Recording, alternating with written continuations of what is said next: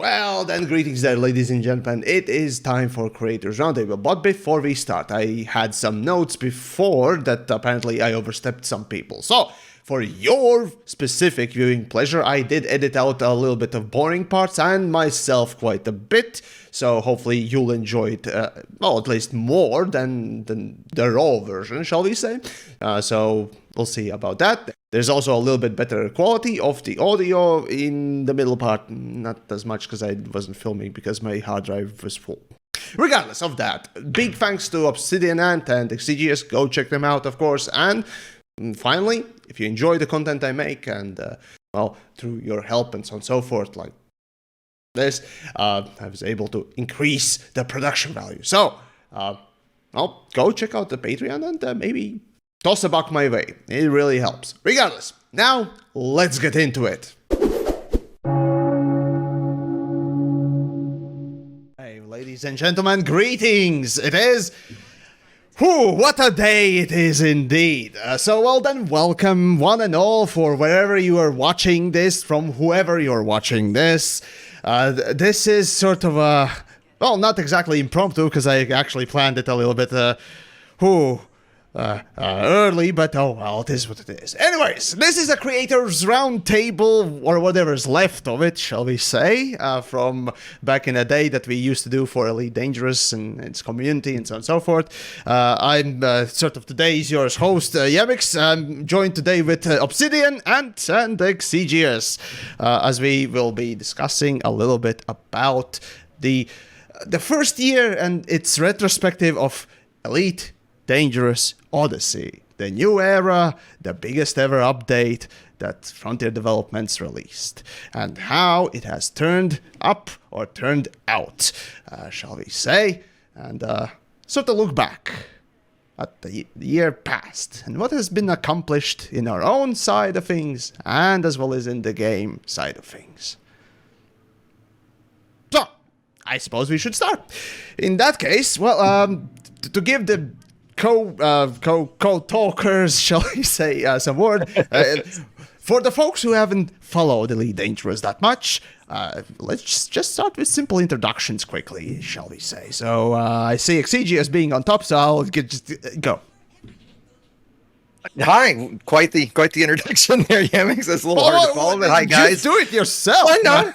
Yeah, no, that's perfect. That's perfect. Hi, everybody. It's been a while since a lot of you guys have heard me. As those who are sub to my channel may know, I kind of stepped away from the game right when Odyssey launched. We'll get into that here in just a little bit as to kind of why personally I quit. Quit's the wrong word. I guess it is the right word. But why I walked away. But yeah, I'm Exigeous. I focused on tutorial content for a long time.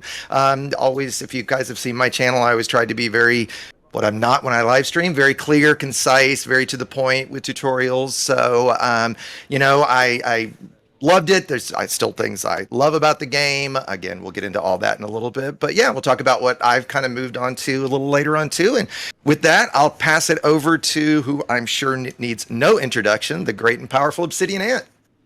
Oh, thank you, Exigeous. So yeah, been a while since I've streamed. I've streamed a little while, a couple of weeks back now, but kind of miss the old regular streams, as Yamiks kind of mentioned there. Kind of felt a bit sad when he says the few of us that are left over remember the old days when we used to do these creator roundtables regularly, and good old days. But things have changed. So what's going on? Who are you? Yes, Obsidian. They know who he is. I know, but just in case, for the new people. The new ones, I'm Obsidian Ant. I used to exclusively live stream Elite Dangerous, but over the years kind of expanded a little bit onwards and streaming other games. So I'd like to focus on space games and flight simulators. Wow, yeah, you're doing a lot of Microsoft Flight Sim these days.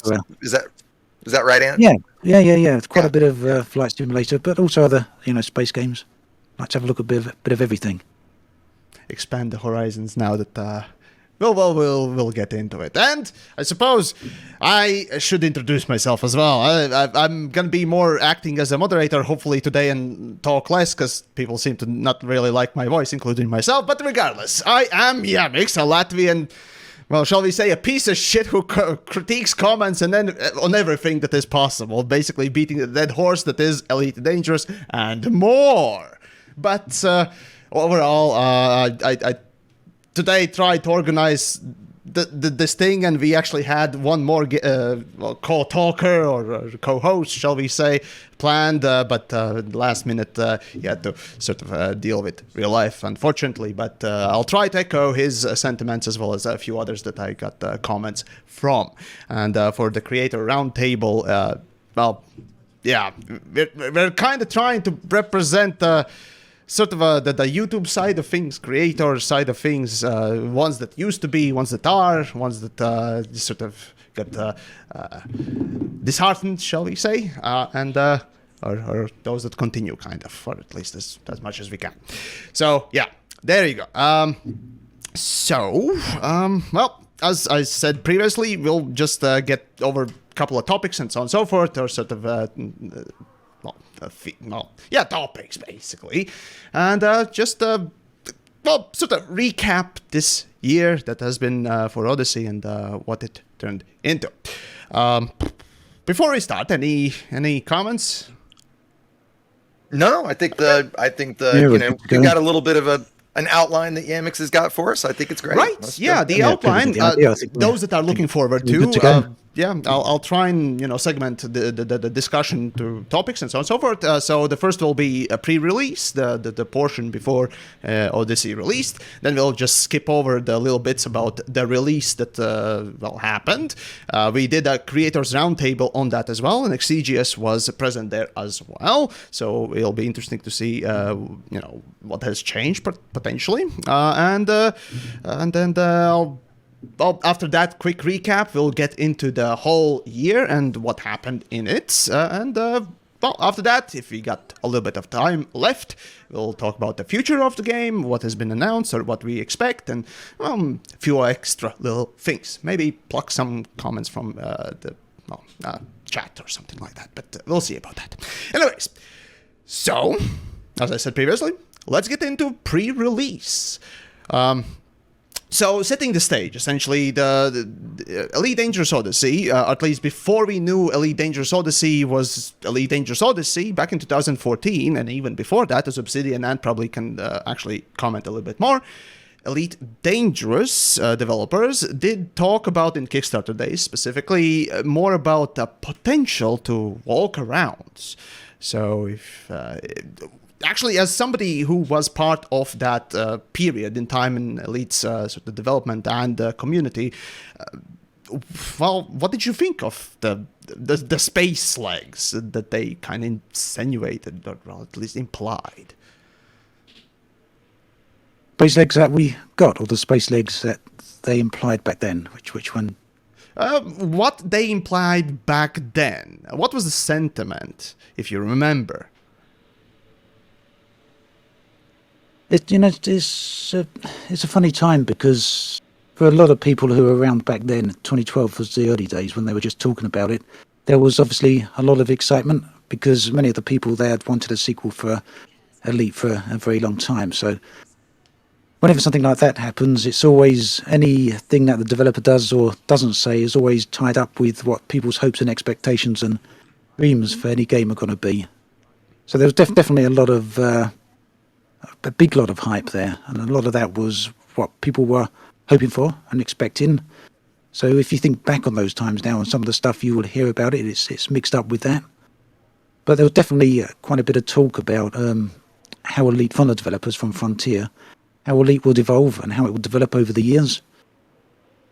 And so, yeah, am I hearing, Ant, that really from the start, the expectation was always that space legs would come? And is that, and second part, is that also something the early on the community always wanted? Like, was that the same? Was that the case back then? The way it seemed to me back then was that it was very much a mix. People knew that the idea was to build Elite, a foundation for Elite, and then expand upon it.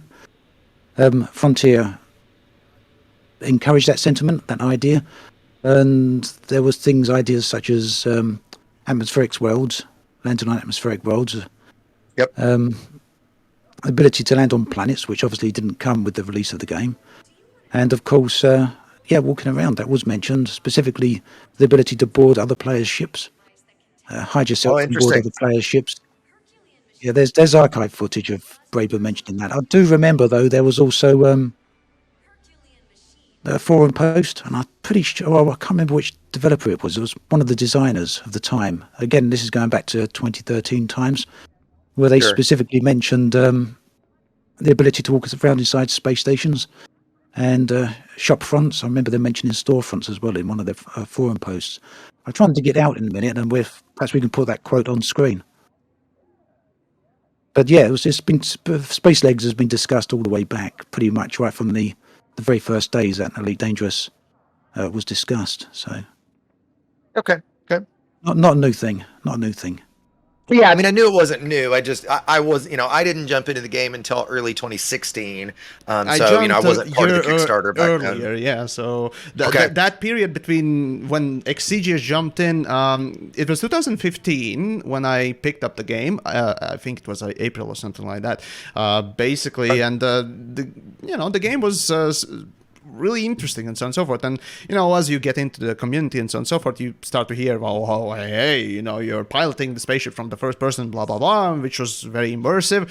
Well, what about the space legs? And I think, yeah, all right, fair enough. That would be pretty nifty, if you will. But well, at the time I wasn't watching exactly the old Kickstarter implications, but there was still a persistent wish that we would one day be at least able to walk about aboard our ships, the cockpits of at least the bigger ships, and at least do that much. And even the old 2014 launch trailer implied, well, kind of it, at least that pre-rendered footage, that wonderful stuff. So there was that sentiment in the air. It never left, and then Exigeous comes in.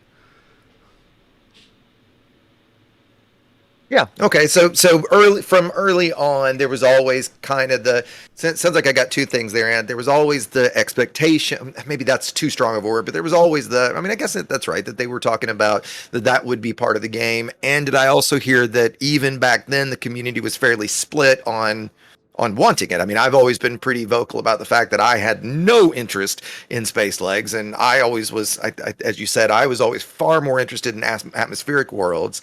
So it really kind of has never changed, has it? Yeah, I think back then it was less about not wanting Space Legs or not wanting, atmospheric planets, and more the order that the content should come in, because I think there was generally expectation that all of it would come at some point.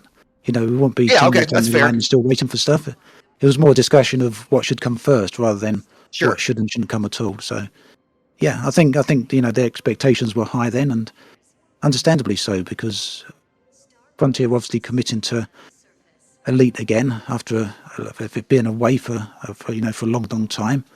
People had grown up with it, so the whole nostalgia thing. And don't forget, that was the whole Kickstarter days. There was the what other games were there? There was the can't remember the company. The guy who did. Well, hell, I think I was going to say Star Citizen was before in Kickstarter Star back Citizen, then, wasn't it? Yeah, but Elite and Star Citizen were about the same time, weren't they? Someone will probably remember in chat the guy behind Monkey Island and all those games. They kind of started it all off from Kickstarter. No, not No Man's Sky. You're not talking about No Man's Sky. No, back before then. It was about February 2012, I think it was. God, I can't remember. It's so frustrating. Can't remember the name of the company. That was the one. Yeah, it got about 2 million on Kickstarter, and it was like exploding onto the scene. And after that, everyone started doing Kickstarters, and Elite followed on about 8 months down the line after that. I would even say that Elite actually started its Kickstarter because Star Citizen proved to be that, at least interesting. I mean, sure, they basically launched a month apart and so on and so forth, so there probably was some sort of, not exactly collusion, but, behind the scenes things that each knew about each other, sort of. And after examining the history of space sims, which I did specific, videos and so on and so forth about, I actually realized very quickly that that sort of a space sim resurgence that happened in 2012 was mostly because of Star Citizen, and Elite basically followed up as, hey, this market is, it's proven hits, and there's literally just one other guy doing it. So, hey, let's get into it because we have a title. And they succeeded tremendously, I would say. At least that's my view of the history.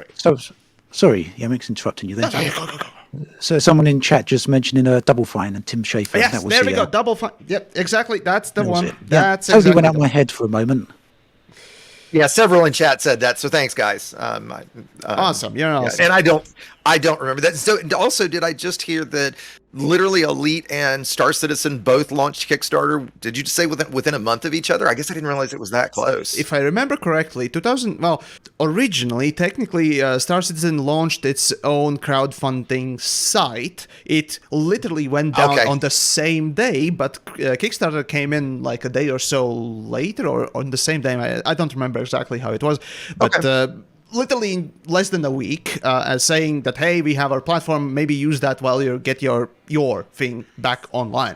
And that's when Kickstarter for them launched, which was October of 2012. 2012, yeah, if I remember correctly, the month date, I don't remember. And then on November specifically was Elite. So then, okay. Both very, very close together. Interesting. And now here we are basically 10 years later with both games not fulfilling those promises, both games in very different states of not completeness.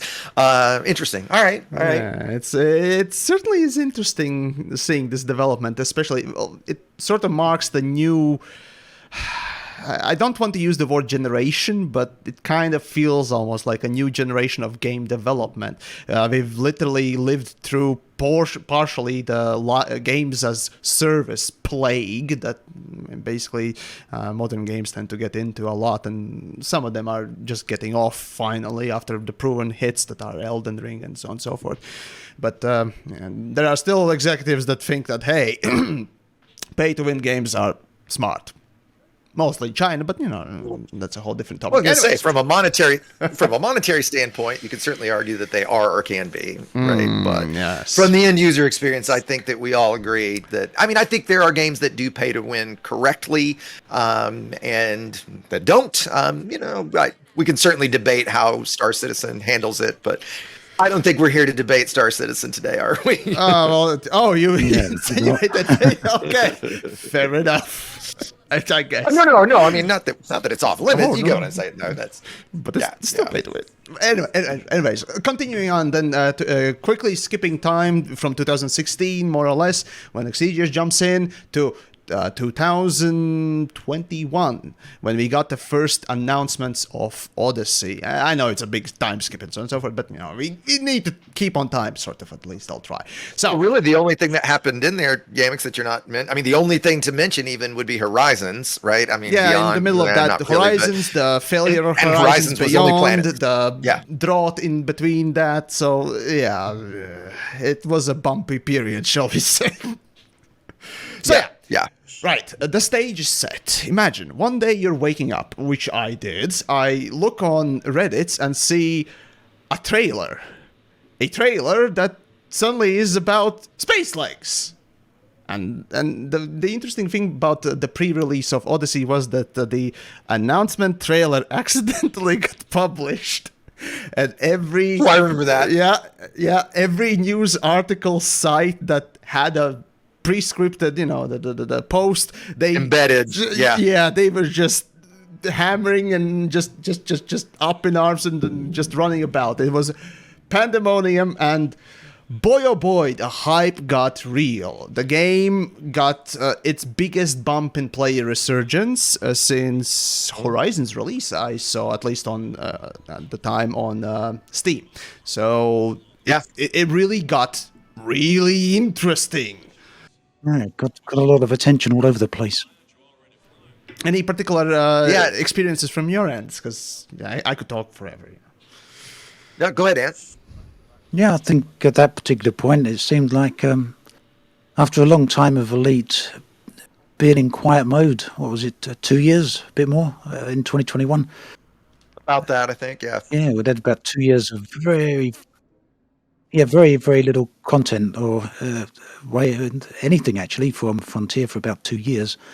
It just suddenly felt that everything was coming back to life, and I think in large part due to the reaction you just mentioned, Yamiks, the massive upsurge in interest from people who'd never even played Elite and all the media interest. It seemed like Elite might have just been going up to the next level, to be a bit cliche about the term, but yeah, it felt like it was finally going somewhere beyond where it had been.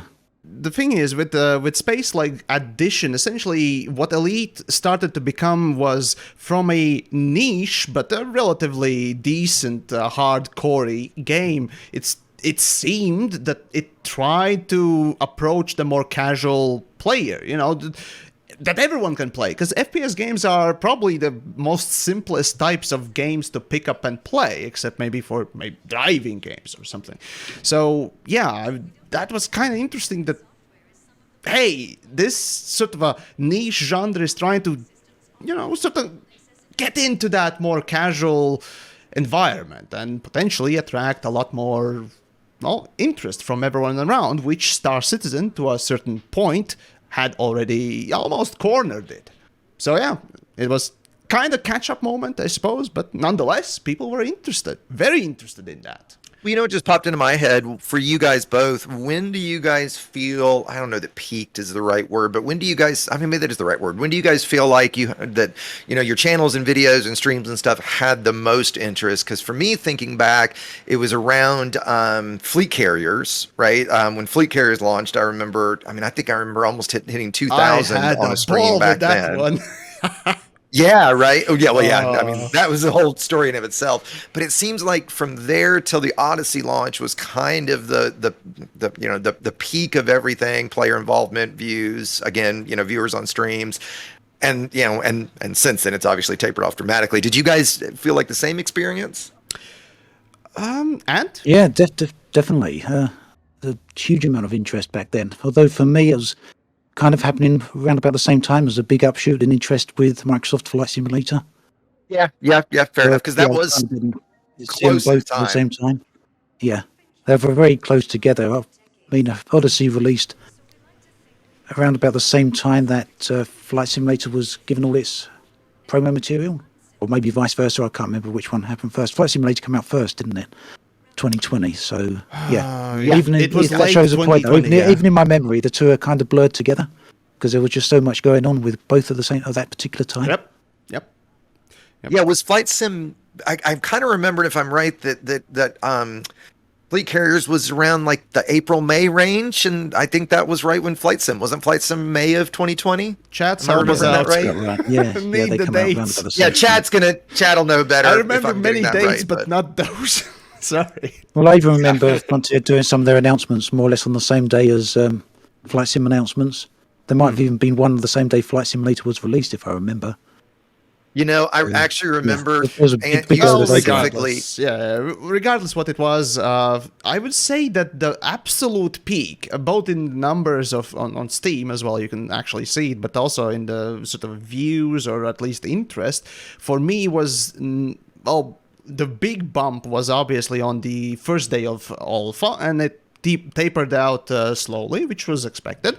But the launch was very interesting. It quickly went up and even actually quicker went down. And that was, I think, the peak, at least on my end. I need to go back and go through the stats and what else. Yeah. But that's that period between the alpha launch and the release. And that was probably the biggest peak portion of Elite's lifetime. Yeah, and again, when you say launch, just to clarify, we're talking Odyssey here, correct? Oh, Odyssey, of course. Odyssey, 2001 to 2002. For 2000 and 2001. 2021. 2021 yes. to 2020. Yes. Yeah. Yes. So, yeah. Okay. Actually, we're getting into the alpha then. Basically, alpha comes in. So, to quickly recap, do you remember, and can you explain, what did you think of the day one alpha and maybe at least the first week two, since they released it in piecemeal? I guess I'll jump in first. Sadly, the first word that comes to my mind is disappointment. But I think it was more confusion. I remember, right? Because I remember that it was very like, okay, what's actually here? What can we do? What's broken versus this is just how it is, because there was, like always, we got so little from Frontier in terms of what the gameplay was even really supposed to be. It was just kind of, here it is, right? And, so I just remember, I remember a lot of confusion. I remember a couple friends, like after I played for, it was couple days after the first alpha had come out, and a buddy was going to jump in, and he was, I remember saying, well, hey, you should, let me show you a few things before you jump in. He's like, oh, no, I'll just figure it out. And I was like, okay, have fun. And then like 3 or 4 hours later, he was like, okay, what the fuck, dude? What is going on here? Right? Like, what is broken? What, and again, just a lot of confusion. Yeah, right. And I've always said that I think it's good and bad that Elite just drops you in the water and here you go, figure it out for yourself to a degree. I think that's both a strength and a weakness, but I remember it being especially bad back then. I don't know, Ant, what was your kind of main memory from then? From the launch of Odyssey, yeah? Or just... Yeah, from the alpha, from the first alpha. From the first alpha? Yeah. Well, I think they had all the build-up hype toward it. I think my expectations and hopes were higher for it than what we actually saw. I think it was quite clear right from the first alpha the direction things were starting to go in. It wasn't looking good.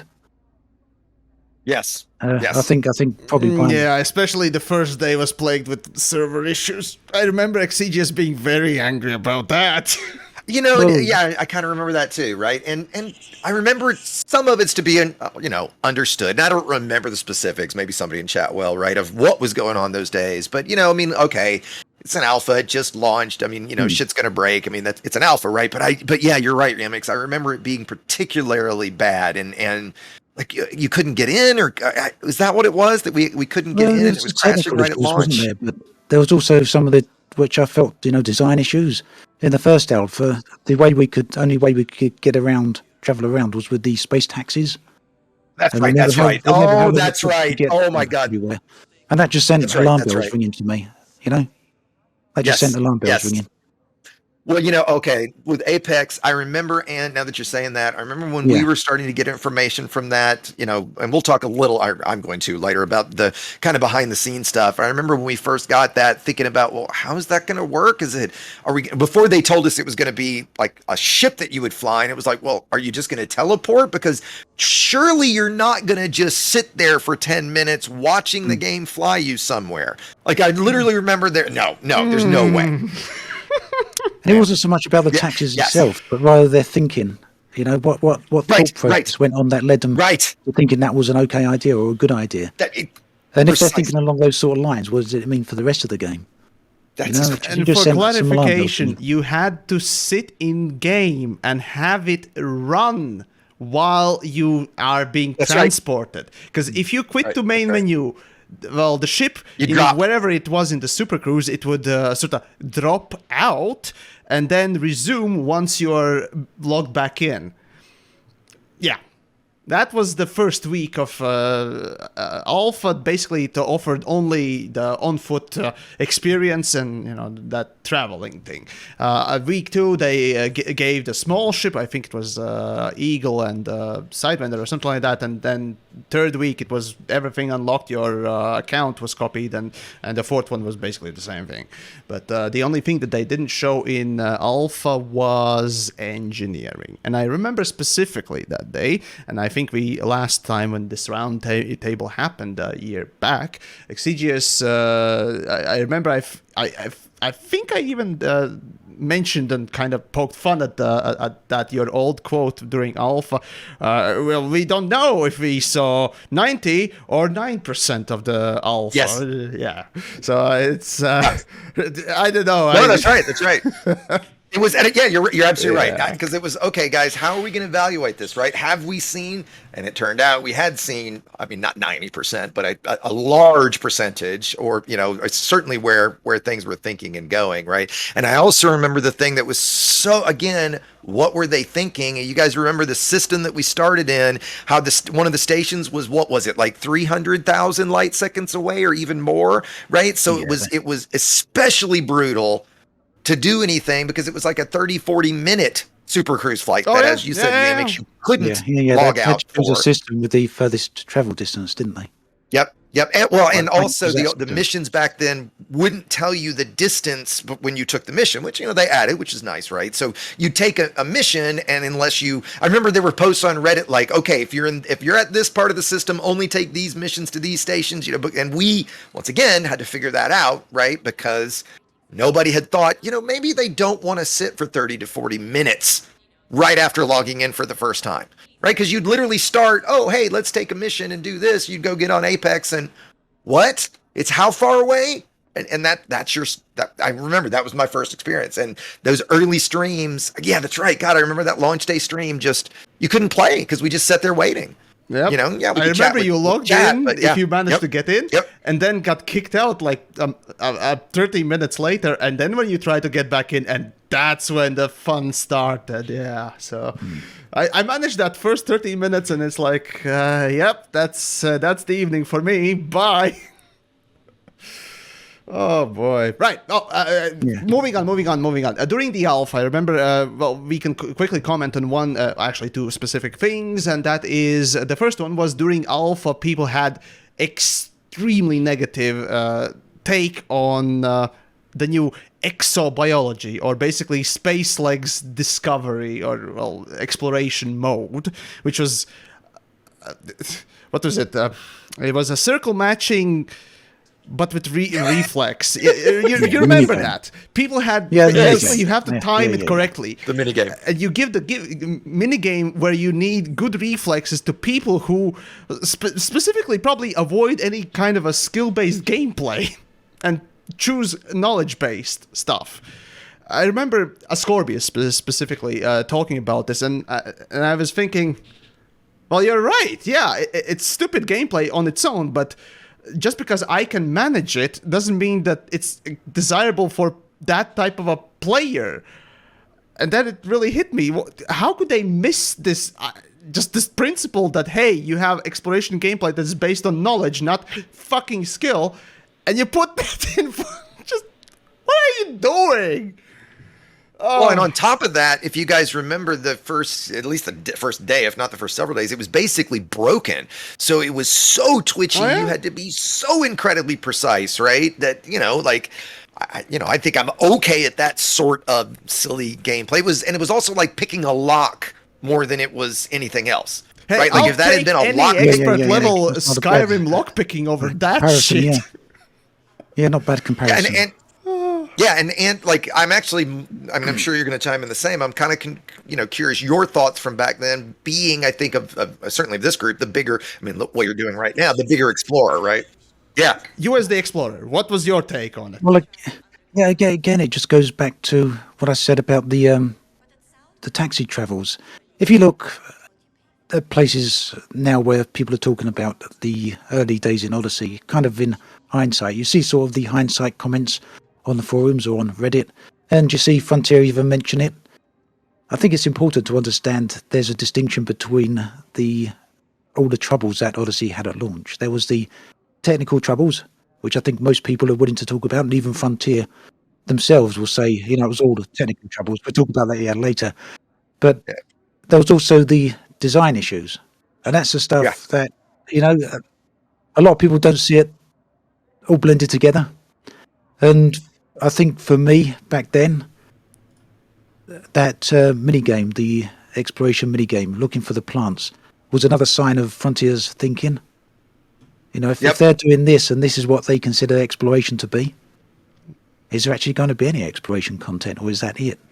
Yeah.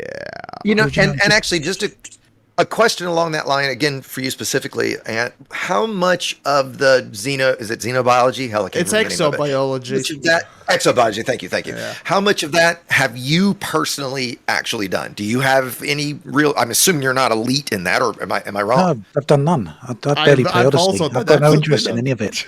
Yeah. I barely touch Odyssey content. I've really got no interest in that. I've said it before. It's Yeah. Okay. Yeah, I think I don't think I've ever turned in anything at the Xeno thing or at the xenobiology thing. Literally, I don't think I have ever done it. It's spectacular, and the funny thing is also that during Alpha they did realize very quickly that basically everyone hated it, like nothing I've ever seen hated in Elite's community, literally. And they quickly got the message. They removed that gameplay, replaced it with just scan this plant, go literal kilometers away and scan another plant like that and do it another time for 3 times, right? And that was the new gameplay. They did say that later down the line, if we discover a better gameplay, we're gonna put it in. Well, spoiler alert, it's a year later and it's still the same. Yeah. Then moving on. Yeah, and I remember it was so right, bizarre that rather than kind of fix or update it in some way, it, like to your point, Yamiks, it just left and nothing came back to replace it. It was just, well, that didn't work. Let's yank it out. And you have to wonder, although it didn't seem like there was a lot invested in that feature anyway, right? How much time in man hours and coding and development and everything was just wasted and then just poof, just gone. Oh, right? by the end of it, we're Instead, gonna ask we that literally get question just a lot. point at it. Yeah. Yeah. Oh, I know we are. But anyways, quickly moving on then to the last piece of pre-release aspect of Odyssey, and that was realization during Alpha that developers talked about it, and specifically Exegious, this is going to be for you, that VR is no more. Whatever VR we got was the development we're going to get for VR, and what, VR adaptation did they add for, Odyssey was going to be it, and no more development on that side of things. So since you are the resident privileged goggle enthusiast, do tell us what you thought. Yeah, yes, I mean, that obviously, another huge nail, because I've seen several people in chat even during this talking about how it's still in a lot of ways is one of the, I don't think anymore we can call it the premier VR experience. It certainly was. I would call it still. And I mean, it's certainly still up there, right? Other than say racing sims, I don't think there's much else that gets as immersive, right? And by the way, I'm a seated VR player for those that are kind of standing, Arizona sunshine type of stuff. That's just not my jam. But I think that, fair enough. And nothing against it. It's just not my jam. And so I think that while I understand part of the argument of, well, do you really want space legs in VR? Well, I mean, yes, actually, but I kind of get that a little bit. But to me, it was the cop out, right? It was, and especially given what feels like it's actually so close. Those that are VR players know that if you jump into the third person camera, you can kind of play Odyssey in VR. Of course, you can't interact with anything. You can't do anything, right? So it seemed like one of those things that was why would you not do this, right? This has always been the huge bread and butter. I've said in chat a couple times today, one of the main reasons I haven't jumped into Star Citizen is lack of VR, right? And so, I kind of get where some people would not want to walk around in VR, but you know what? There's also a huge number of us that do. I think I will also say, I guess it maybe comes down to, all this does, financial decisions and stuff. I remember putting a poll up at one point asking, how many people play in VR, and yeah, and I kind of remember that it was like 20% or less like played in VR, pretty much like that was their main jam. And I was surprised it was maybe 20% is not right, but I was surprised it was as low kind of as it was because, again, for me, Elite is a VR game. So yeah, I mean, it was just another one of those, and we'll get to this in a little bit, like console, a little bit of, oh boy, why? Wait a minute, this is what the game is, right? And I've even had people, just friends I was chatting with recently that left the game years and years ago, said something about Odyssey. Well, they took VR out of it. Well, no, they didn't take VR out, but that was the perception that it left with people, right? Yeah, the same VR that was always there was there. Yeah, but people got this false, in this case, impression that VR was done, right? And while that's not true, VR was done from the sense of there was no further development on it, right? Now, I'm glad that they did just be straight up honest and say, look, it is not coming, right? Instead of feeding us BS, okay, at least you're being straight with us in that regard, which is pretty rare when it comes to them. But again, it just was such it's so close. It does not seem like this would be that much more work. Here we are a year later. It seems like that could have been something that would have helped salvage a lot of this, right? I don't know. I know you play some VR. What's your take? Well, I think this is probably, we'll go into some subjects we'll get into later. I think there's a lot going on that Frontier, whatever reason, hasn't discussed regarding the development of the game. And I think they hit a lot of roadblocks and a lot of hurdles. And we'll probably never know the reason they didn't develop VR for Odyssey. But I suspect there's probably technical reasons and resource reasons and maybe a multitude of reasons. Yep. It just seems like that's the thing something went on there, and we're probably never going to know. Yeah. Well, fair enough. No, we're not. Yeah, when it comes to VR specifically, it was just basically a realization that it was dead, essentially, at that point. And the thing with VR is essentially there was no change ever since basically Multicrew was included, and that was years back. So we just didn't know that it was dead. But then again, to commit as much resources to make essentially, closest comparison we have, No Man's Sky VR, I would say that would have taken quite a bit of resources from developers. So I can understand why they chose not to continue it, but it's still rock in a hard place, as they say, right? So what you gonna do? Right, moving on. Right. Actually, in the pre-release, I suppose Exegious, you can go into that behind the scenes stuff, because at the release it was already over by the time. So you got the floor. Sure. So, and just quickly, Yamiks, you haven't seen, you've got some spam I don't know if you've blocked it yet or not, but yeah, okay, cool. So a little bit of the story. So, and I think most of this is, is publicly known. So leading up to Odyssey, and this must have started roughly a year earlier, they finally did an insider group. They called it the Road to Odyssey, right? And it was a pretty big group. I don't know, 30 of us or so, something like that, in that neighborhood. If I'm right. Yeah. About that. Including content creators that weren't elite focused. Right. I don't want to give names, because if people didn't announce it, they didn't announce it. Sorry. It was easier to name people that weren't there, namely yours truly and maybe a few other ones, and everyone else was in. The pilot. Yeah, pilot comes to mind. So, and so that started about a year on, and to what Ant said, it was a weird mix at first of, kind of those of us that you would expect. I think it was a good mix in terms of, kind of basically every play style was covered. You had guys from the Reddit, you had Stuart from the Reddit, you had if I remember right, wasn't somebody from the Truckers in there, or maybe I'm remembering that wrong, but you had a lot of different groups like that. And then you had a few people in the elite community that were just tiny, like a couple hundred sub type channels, right? That were a little okay, and not that those people don't have valid opinions. But then to your point, Ant, you had a lot of outsiders, and I get that they wanted to pull in, because of what we found out that group became, they wanted to pull in, Star Citizen guys, right? Like, hey, look what we're doing, maybe make content about us, right? And so I remember from the very first message that I got, I replied back and said, this is great, would love to be involved, right? To be clear, I have one goal. My one goal is to impact the quality of Odyssey and help make it as good as it can be, right? Like I don't think I directly said that I don't care about PR or something like that, which I didn't, right? But my goal and hope was that, okay, you have finally brought together a group covering all the different play styles, all the different opinions, from, Care Bears to not necessarily murder hobos, but to PvPers. You've got kind of the whole gambit here. awesome. This is what the game, in my opinion, has needed for a long time. And that went absolutely nowhere.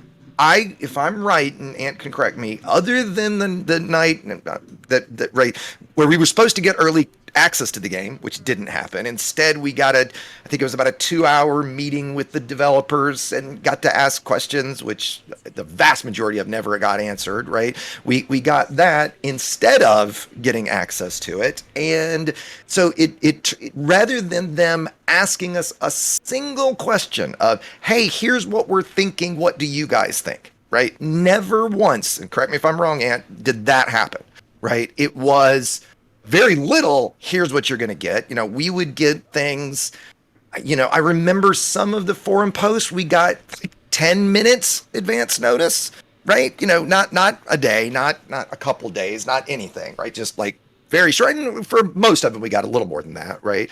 But there was absolutely no, and this is, I think, for longtime players know it, there was no, what do you guys want, right? It was still very much we know we're the kings at this. We're going to give you what you're going to love, and we know better, right? We don't need to get any input from you guys, right?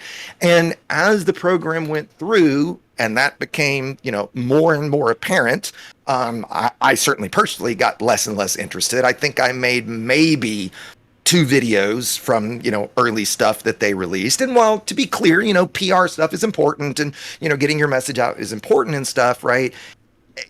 It felt to me from when we first heard about the program that, yeah, that was part of it. And yeah, we were worried maybe that's all it would be, but that wasn't necessarily, and maybe that's just me being naive, that how it was pitched, or certainly what we hoped from it, right?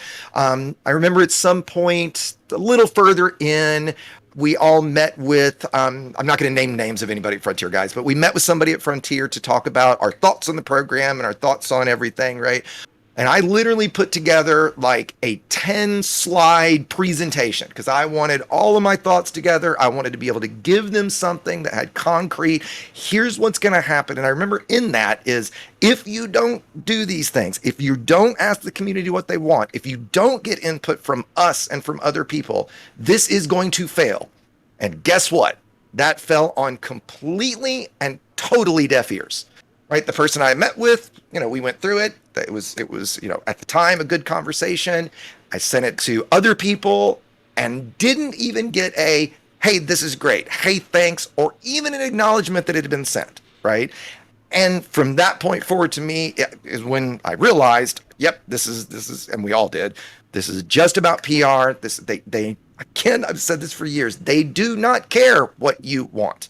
Right? They think they know best. They have always been that way, right?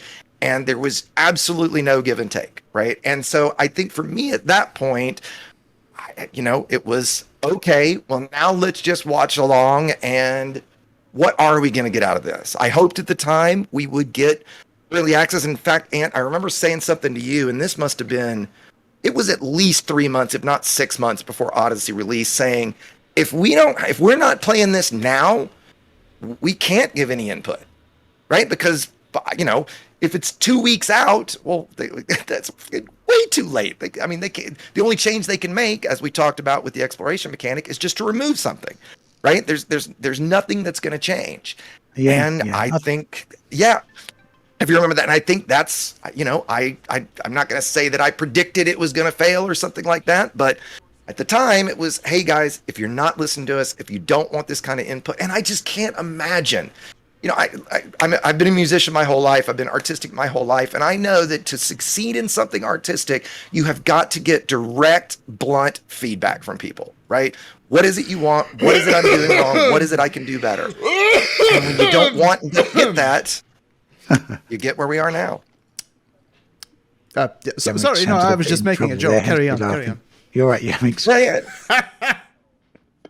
Yeah, Ant is there because I definitely had a few more thoughts as I get to the end here. But anything to add in there? Like, what was your experience at that time? You wanted to make a point about that, and you should finish your point there. For me, yeah, okay. I kind of saw the whole program in a different light to you. We've spoken about that before. I know Frontier, for them, it was an exercise in PR.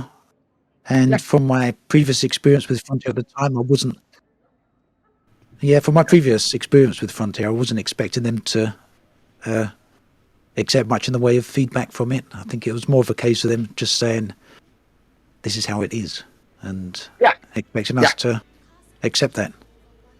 Yeah, and I mean, hey, look, it's their company. They can do what they want, obviously, right?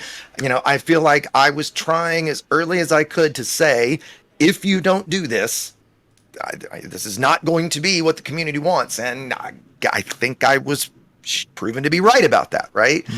So then to kind of get to the end of my little story here, not go on forever, right? So during the program early on, there were, a couple little minor leaks. There were a couple problem things, those kind of got addressed, right?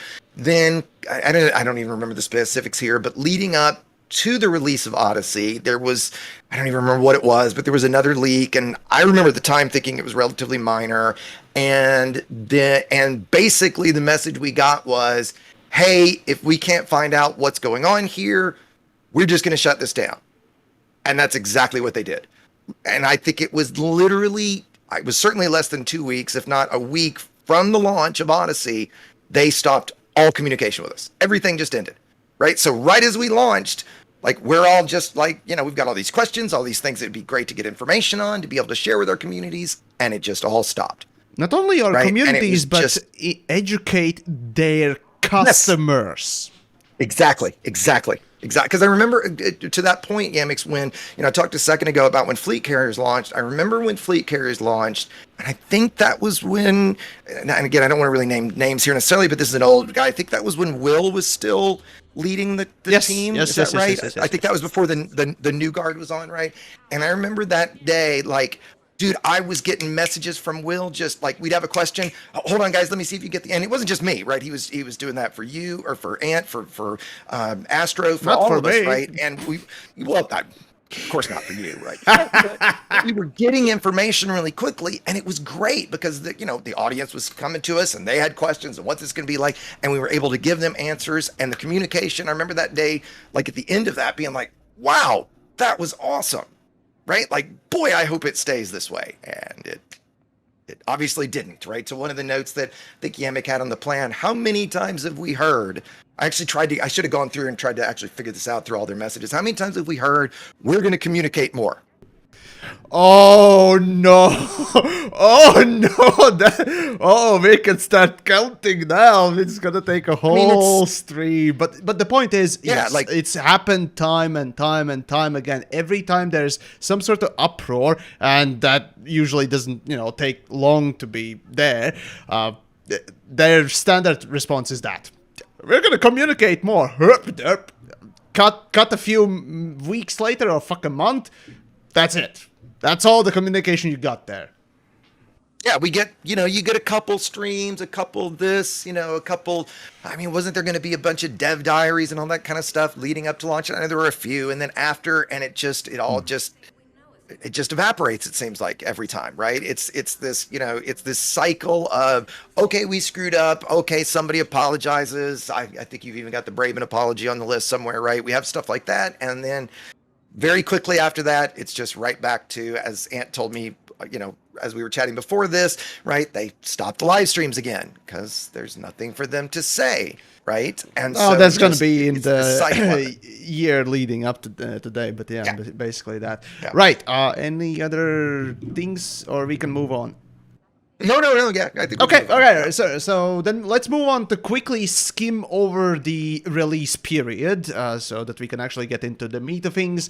Since the last Creators Roundtable was specifically about the launch, you can rewatch that somewhere on my end, and a few other creators who streamed it at that time. But in any case. Now, as for the release, so basically it releases, and May 19th, 2021. Elite Dangerous Odyssey releases in full. We get all the features available to us, which basically was just engineers unlocked, additionally to what we got already. And everyone realized alpha performance was also on release. Maybe slightly better, but that's literally 0 point whatever percent there. That was performance. That was the feature list. That was it. Yeah. Thoughts on the Now, launch Ant, what was quickly? Yeah, Ant, why don't you jump in first?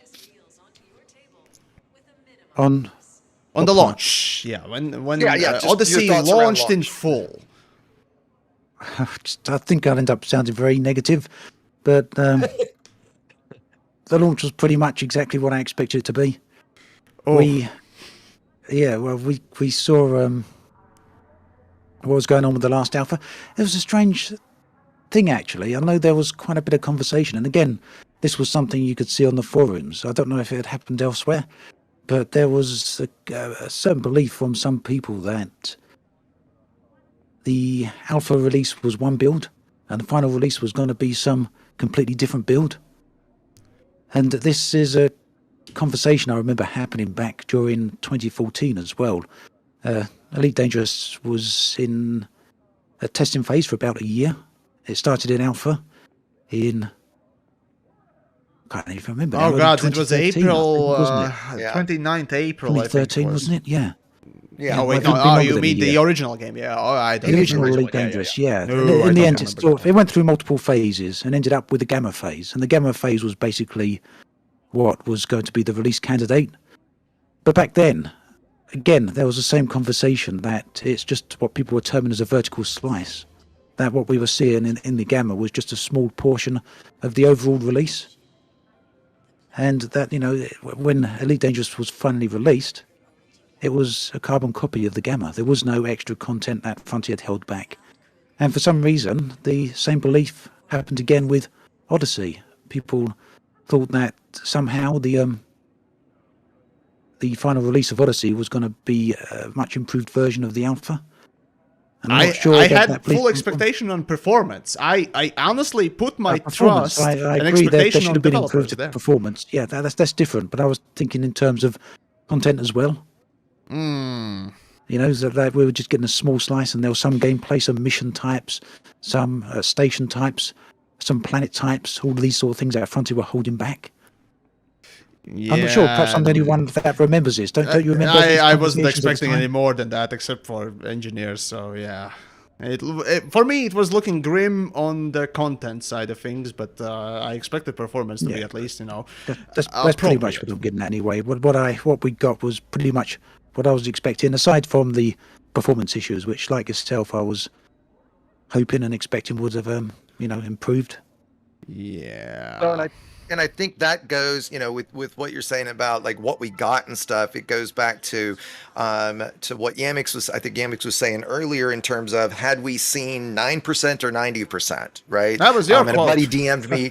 Yeah, well, no, I'm saying you said that about you brought that up earlier is what I mean, right? Yes. And a buddy DM'd me in Discord while we were chatting a second ago, and he said, "Remember what you were so pissed off about at launch was exactly that, right? Was that there wasn't gameplay."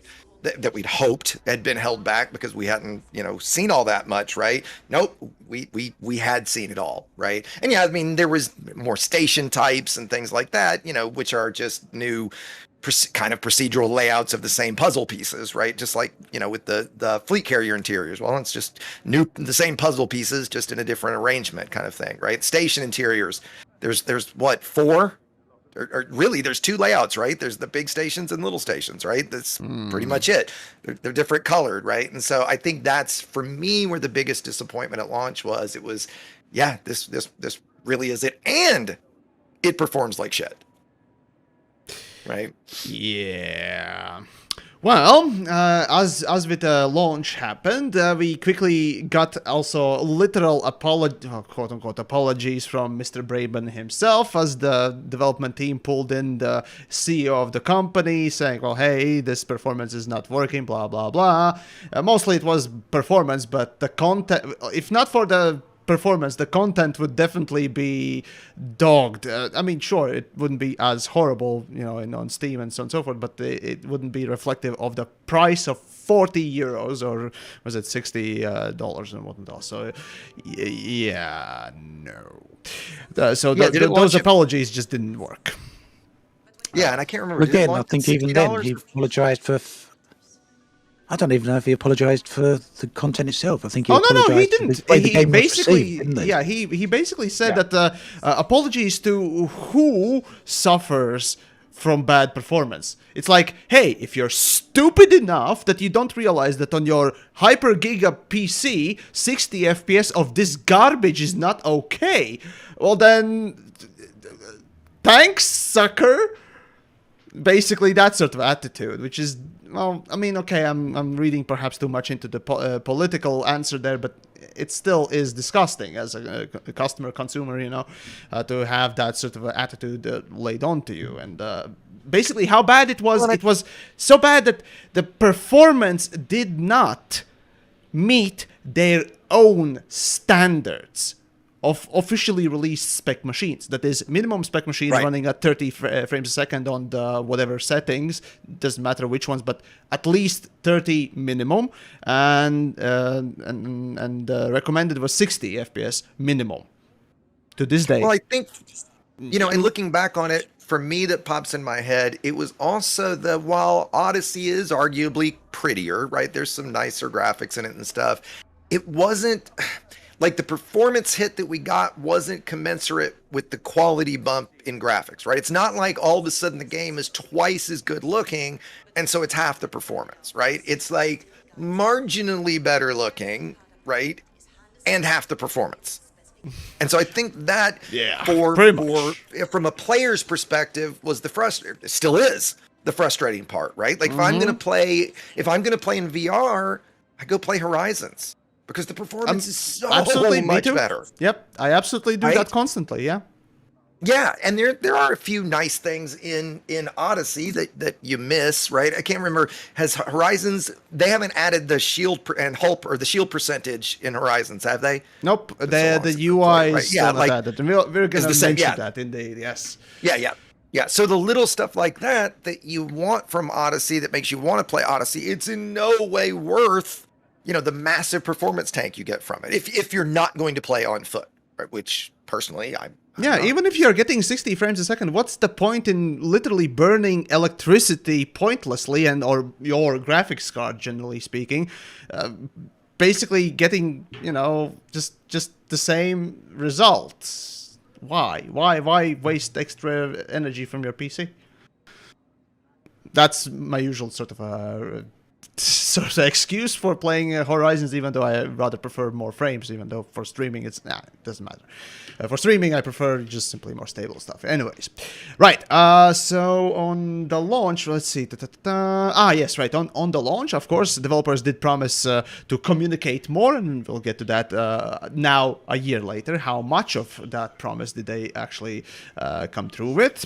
And the last little thing was, well, here's my little topic, is that essentially, as the Odyssey dropped, they basically spammed their store with microtransactions, the shitty skins just marked up for prices and so on and so forth, which I find particularly disgusting, and I can go into the topic as to why, but we're not here today to, you know, discuss that abusive nonsense of just nickel and diming you for a paid product on top of it. So let's get into the first year, or rather, let's skip a year later, and what do we have? Well, how about this? I'll be the positive guy today, and I'll get into the things that we received during this whole 12-month period. Right?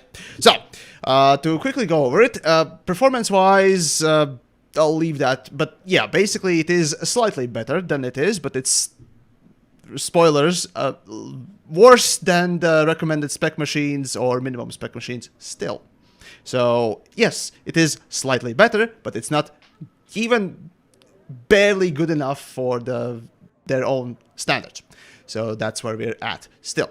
However, on the good sides, they added emotes, you know, the animations for your character that you can do, okay, which were not on the launch, and whatever, we're going to talk about that perhaps as well later. Then they added megaship interiors and fleet carrier interiors, finally, and then there was story, I guess, in the background in Horizons as well. The Azimuth saga was going on, but Obsidian, as somebody who is probably more inclined for the story aspect of it, of us three, your thoughts on the story?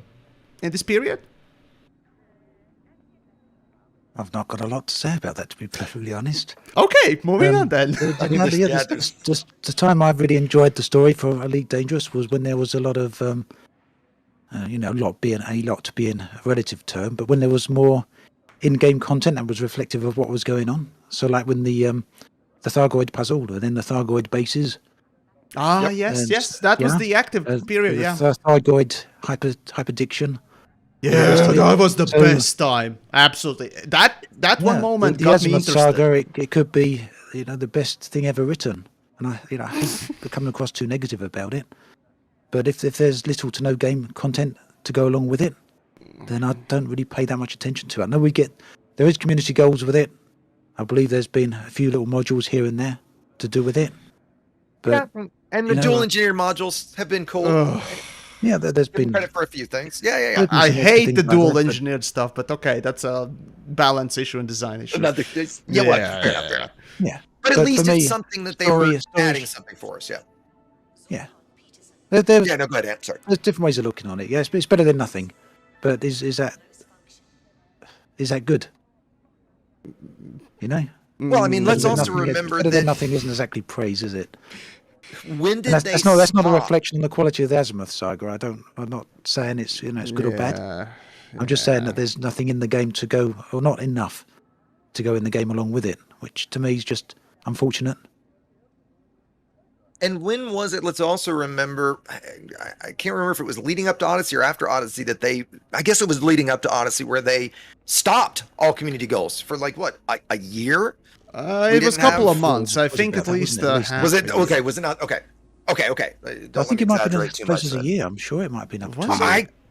I thought it was, right? Because one of my most fun gameplays, I've talked about this a lot in the past, is I loved PvP piracy, right? And the place to PvP pirate is at a community goal. And so when community goals stopped, like my main fun gameplay dried up, right? Because there was, it was so, other than maybe you'd find people mining, but that would be tough too, right? So it was, I remember particularly being frustrated. And I was never the type that followed the story, right? I never got into that. But to the point you guys made, I remember the first night, the first Thargoid ruins or Guardian ruins were found, right? I remember all of us rushing down there and how just incredibly cool and atmospheric it was, and especially it still is atmospheric. Lovely. It is. Yeah, absolutely right. But the high predictions, man. I mean, honestly, the two big memories I have with this game. We all have those moments in gaming that I think we'll kind of never forget. I remember when I first started playing the game. I'd been playing only a few hours. I was playing in VR. I had my audio system super loud and just cranking along, and I get interdicted for the first time, having no clue what the hell's going on,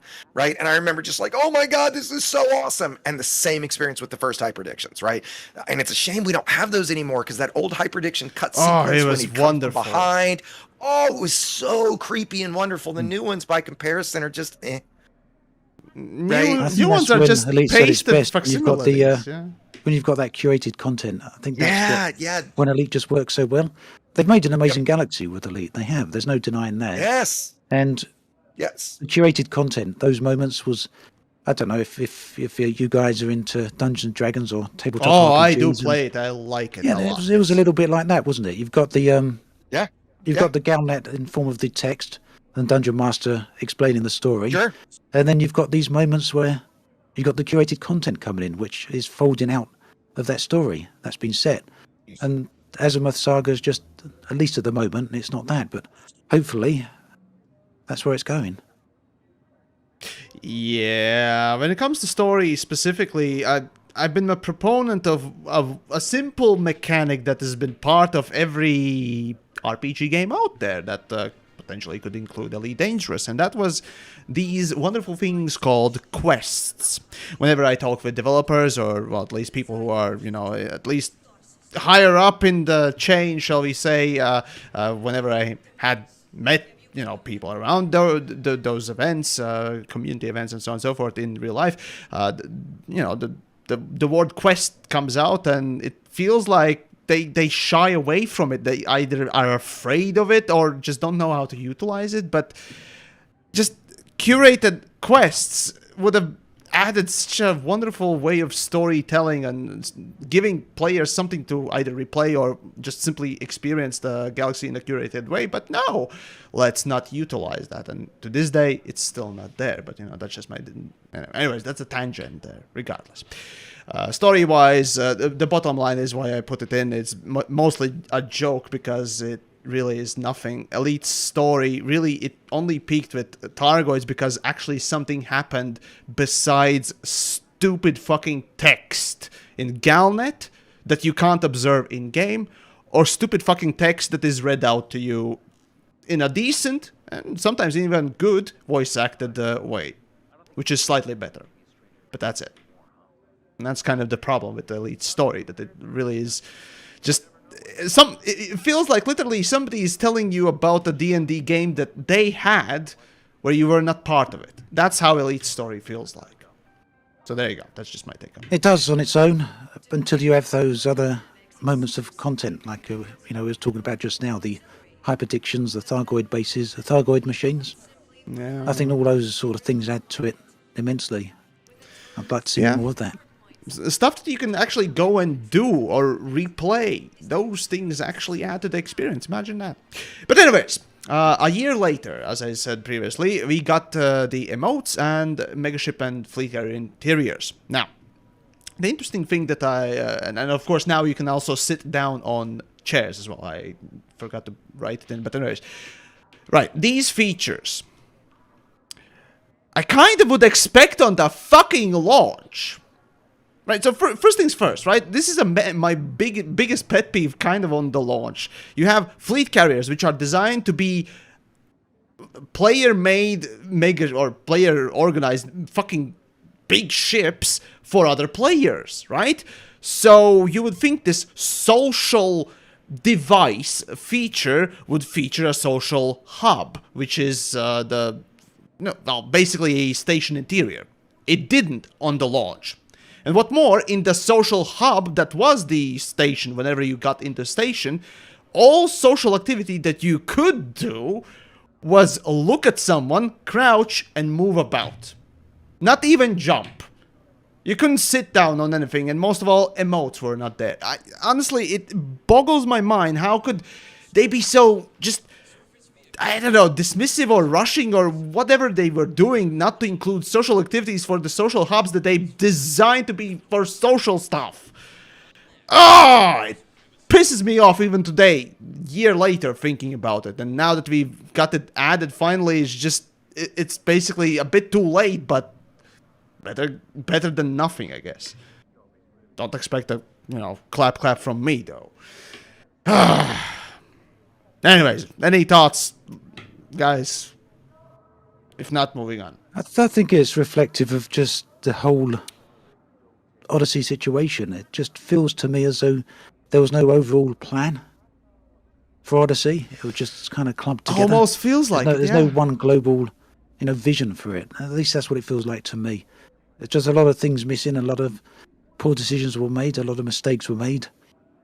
And I know, people, as I've seen some people in chat, I think we're kind of hating on Elite and hating on Odyssey. But, if that's how you see it, then call it like you see it. That's what I always say. And wake up, sunshine. This is reality.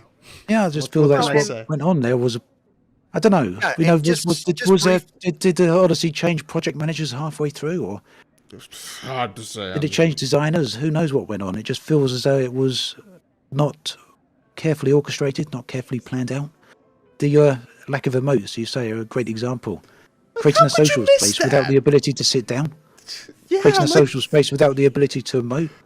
Yeah, it goes back to the earlier ideas that we mentioned. Hell. The mini game again for the exploration. It doesn't match what exploration is about. The taxes where you're in them for ages. It just all feels not player focused. Not well thought out. You're playing an NPC. Yeah. Congratulations.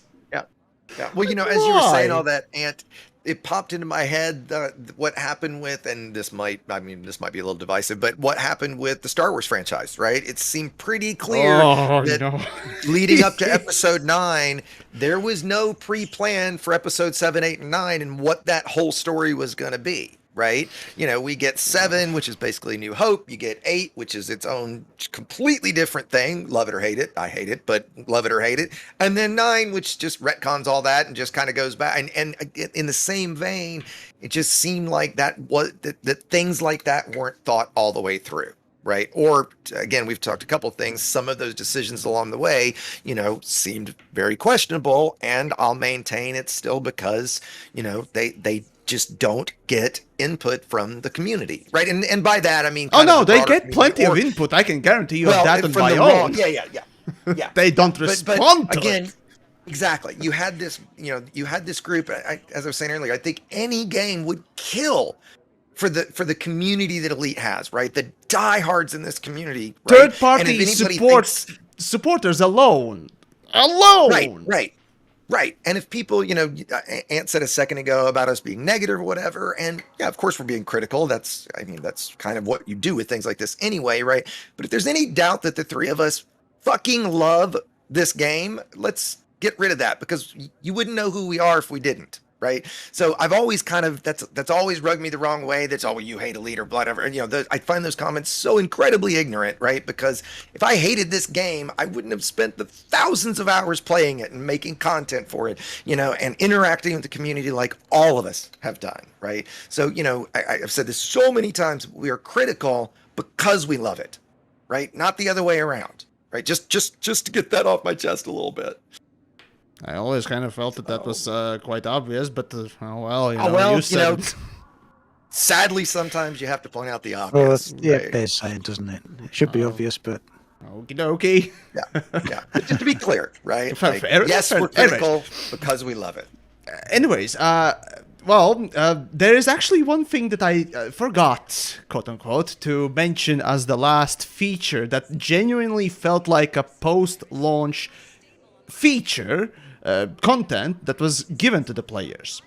Exegious, since you haven't, followed up on Elite Dangerous, can you guess which one that was? Or maybe you know. I'm guessing, and I was reading chat, so I might have missed you a little bit. I'm guessing you're referring to Star Citizen and everybody moving on to that? Is that where you're going? No. What new feature / content did Elite Odyssey get in its first year that didn't seem like it was planned on release and, I'm not following you, buddy. Fleet carrier interiors, but I'm guessing that's not where you're going. Nope. That was finally after what is it? 6 years? No. Yeah, 6 years technically since release. We got finally a new SRV. Oh, yeah, okay, fair enough. Yeah, fair enough. Yep. There you go. We got a new SRV, a Scorpion SRV, which arguably they promised already new SRVs on Horizons. Let's not forget that. They promised it, and it came from Braben himself. But now we got a new SRV, which is the only piece of content I can genuinely say that was a new content added post-launch on Odyssey. That wasn't supposed to, or at least shouldn't have been, already on the launch. Yeah, that's all. A year in, and we got an SRV. There you go. Yeah. Well, if you remember, I can't remember when it was. Maybe it was even at launch. There was all the leaks, and I remember putting out a video, kind of having predictions of what we might get, and all that stuff. On foot Thargoids and new SRVs and new ships, and to your point, we got an SRV. Yeah. Yay! And it's nice to have a 2-player SRV, don't get me wrong, right? I mean, that's nice to have. But, right, we still don't have, let's also talk about the things that that Frontier's always done a great / terrible job with, is adding a feature. And once that feature is there and they've checked the box, okay, we've done that. That's it. There's no, with rare exceptions of them coming back around to engineering post-release support. Bit, right? Let's talk about Multicrew, for example. Oh no, which still doesn't work. Right? Yes. I remember going back to that. I remember the day Multicrew launched, and we were all like, "What? You can't Multicrew the SRV? What? You can't mix wings and Multicrew?" I remember people, and I was very much this. I think this was before, this was before I started my channel. I was very much the rah happy day guy. I was like, oh guys, don't worry, it just got released. Give them some time. That'll absolutely come. And here we are, literally 4 years later, and those basic features, nope, still don't have them. Oh wait, no, you're actually right. They added something in light of the new space legs. They added another space seat in the bigger ships so that you can accommodate 4 people in a ship. Right. There you go. Right. So the Anaconda, Corvette, and Cutter? Are those the only 3? Maybe the Type 10 and Type 9? Anyway, yeah. We got the extra seat. Yay! But still, I don't know if people are trying to use Multicrew, and it's granted, it's been a while since I tried it, but every single time I've tried it, I don't think I have ever had a just smooth, successful Multicrew experience. Right? Where it didn't crash, and then the person's, at a station way back, and it's, it's always been a nightmare for me. And for me, and I think this is another poll I put up that I was a little surprised about the results of, I see Elite as a social game, right? I know, Ant, I think you primarily play solo, is that right? Yep. I play solo too. Constantly. Okay. For me, I almost, other than when I would grind mats or something, or, something for a video or something, for me, Elite was always a social game. Right. I was always in a wing with somebody, or doing PvP, or doing something with friends. Right. And so for that, for Multicrew to be as bad as it was, and for what it could have been, right, which is, the experience you get in Star Citizen to a degree, right, and to have never gotten that still has always just been a big disappointment for me. Yeah, Multicrew is quite beast, shall we say? Oh boy, that's oh boy, but anyways, return to that very subject quickly, Yamiks, of the SRV you mentioned. Yes. Did you see on the recent live stream? Maybe someone mentioned to you about that. They had one of the developers on. I think it was a designer actually, and he mentioned that the SRV, the Scorpion, was designed years ago, and they put it on a shelf. Because when they designed it, there wasn't. Honestly, I'm not surprised. But the funniest thing is, folks, remember that they put the fucking new SRV, the Scorpion, as an exclusive for Odyssey. So in Horizons, you can't play it. You can't use it. Oh, I didn't realize that actually. Yeah, that's also a thing, by the way. So there you go. Enjoy the pain. Oh, what are they doing? Like, just no. I'm absolutely not surprised that Scorpion was shelled. Honestly, there are probably a few other ones. Yeah, basically because Rhino, they said they didn't have suitable content for it at the time and wanted to hold it back until they did. They're also mentioning there's other content there like that they've sort of developed and they stick on the shelf. So maybe wasn't there a rumor of a mining ship launch fighter? Yes. Mining ship launch fighter has a model. Awesome. It has a model, but awesome it's somewhere in the game files. I've leaked it a couple of times. So yeah. I even have a picture somewhere in my older videos. So, that's what I thought. There's speaking of leaks, the content that we're waiting still for Odyssey, and I suppose we're getting into the future part of Odyssey, but regardless, I already discovered it a while back. Basically, it is the Titan Targoid and something to do about it with new stuff. But we'll see whether what happens with that and that new content. But yeah, basically, this in the first year, all the new content that we really got that was not supposed to be, or at least shouldn't have been on the release, was SRV. That's the point. Right. Quickly to move on then to, let's see. Right. In the last creator roundtable, Paroxyn was part of the discussion. One of the older streamers, video creators, and so on and so forth. He mentioned, we were talking about AI. I skimmed through the stream and so on and so forth. He mentions AI. And I, personally, being a first-person shooter fan, noticed a lot of issues, both in design and functionality, problems with the AI. And other things of the FPS. But he specifically mentioned AI. And... he mentions that, they will fix the AI because it's still shit. And guess what? A year later now, it's still shit.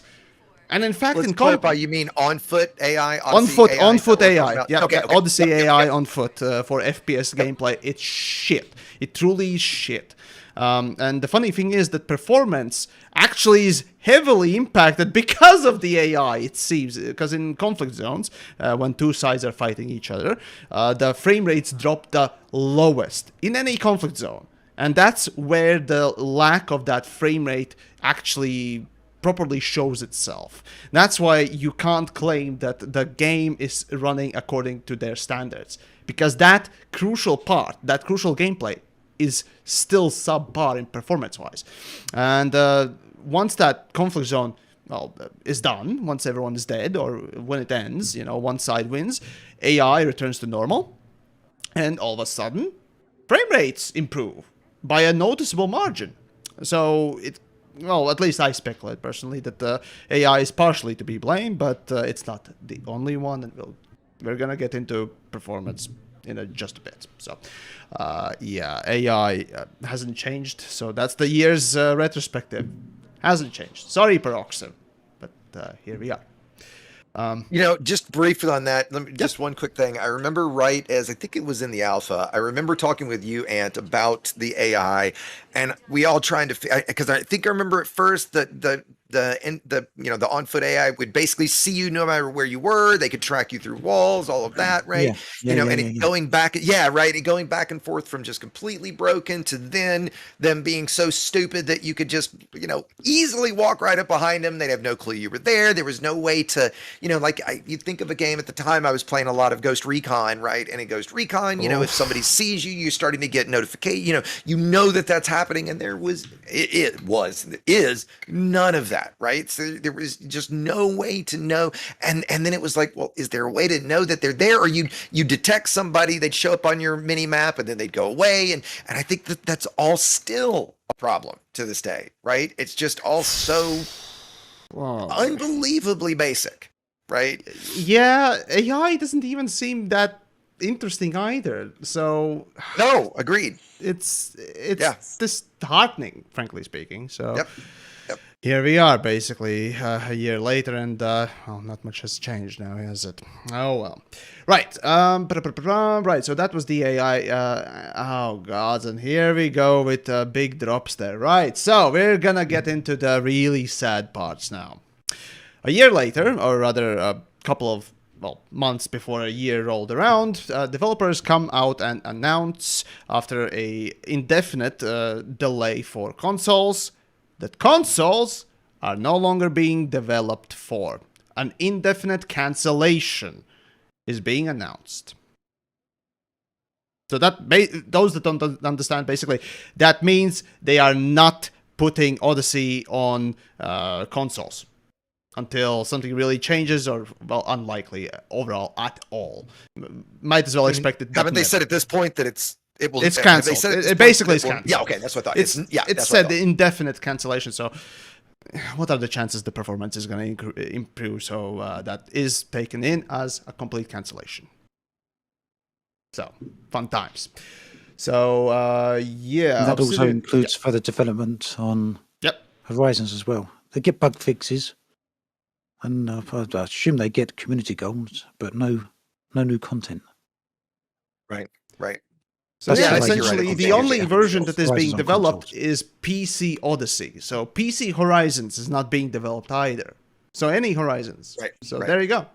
And I do think it's really cool that they did the transfer your console to PC thing. That was a good thing that they did, right? I want to be fair to them when they do good stuff, right? And also giving a free copy of Horizons to console players at transfer.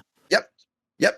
So that's I'm glad that they did that, right? But I think it was obviously the jaw drop of, we've been waiting with this expectation for, 6-9 months, and then just, bam. And it seemed clear that the reason was they just can't straight up make it work, right? I think there's got to be so much technical debt.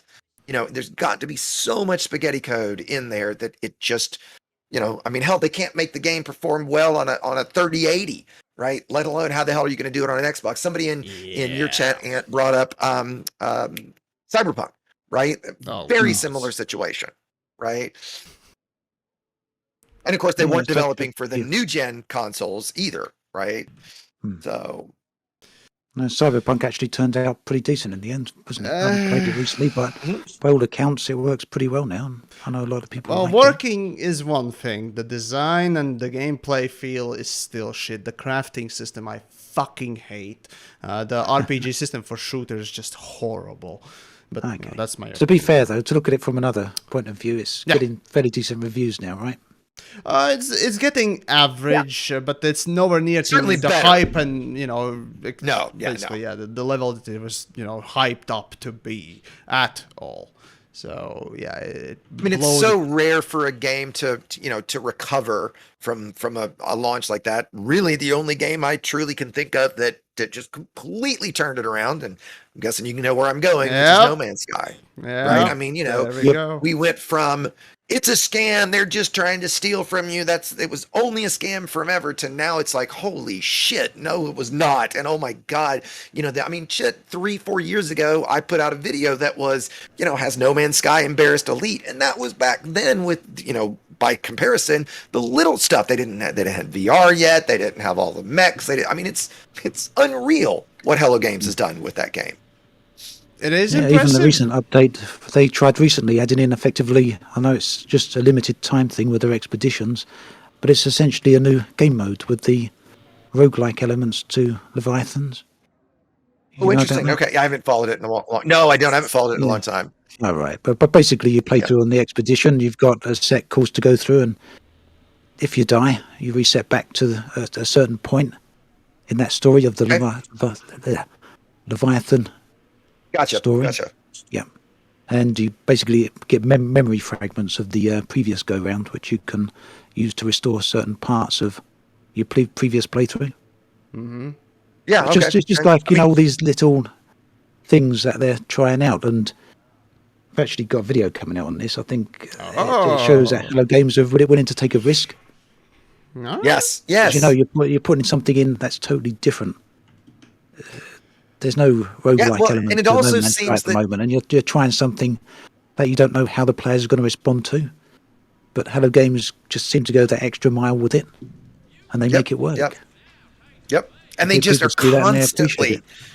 Yeah, and since their release schedule is so rapid, and they're constantly bringing out new stuff, and constantly there's new gameplay, and constantly there's new stuff added, right? That it's and many of those things are rather small overall. That's the thing. You don't need massive, big things like the Targoids jizzing in your face to actually make people interested in what you're making. Yep. Just small little quality of life improvements. Those things will get me just spunking left and right. I guarantee you that. But, hey, people want new ships like certain people, if you will. But, whatever. Fair enough. Everyone has, different strokes for different folks, as they say. Yeah. Well, I think it was before when we were chatting right before the stream started, right? It's things like, if I'm Frontier, you update, you do little stuff along the way to the point of like No Man's Sky, like give us what we now think are realistic black holes and accretion disks, right? Like, why we still have these just, blurry ball black holes, right? Like that can't be that much investment. You take a graphic designer and a coder, you give them a week, maybe I'm being super optimistic there, maybe it's 2, maybe it's a month, whatever it is, right? And you give us those little things, right? And while that's little, kind of like No Man's Sky has done over the time, those little impacts all add up, right? And just constantly seeing those little things makes the game feel like it's alive. Does Elite feel like it's alive to anybody listening to my voice? Well, I'm more partial Hear the silence. I mean, right? I'm more partial for quality of life improvements, but all right. Fair enough. Right? And even if it's that, Yamiks, right? Even if you're adding little quality of life stuff along the way, it doesn't have to necessarily be a new thing, right? No. Sure, right? But that's not what we get or have ever gotten, really. I want numbers to be evened out, engineering, but Sure. I'll be happy about a 0 being turned into a 0.1. I shit you not. Default bulkheads, mass, engineering. If you know Exigeous. Yeah. Oh, yeah. Yes. So, there's so much little stuff like that, right? Oh, absolutely. So yeah, with the console, well, returning back to the console cancellation, essentially, yeah, as you mentioned, basically they are admitting that they can't improve the performance on on PC, on everywhere, literally. Because the thing is, you have to understand really. Well, I've talked about this time and time again, so my audience probably will understand this. But regardless, the point is, because they cannot develop on consoles, it doesn't mean that they can't develop for the new gen consoles. No, because Frontier advertised Odyssey only on old generation, that is PlayStation, that Pissbox 4 and Xbone, that is the old gen consoles. They have to. Well, they wanted to use the backwards compatibility so that it could be run on the new gens. So, in order to use that backwards compatibility, and that was a relatively smart way to develop a game, to save resources and code bases and blah, blah, blah, they had to make it work on old-gen consoles. Problem, you need to develop the performance. And the fact is, they just admitted with the console cancellation, they cannot develop good enough so that it would be acceptable performance on old gens.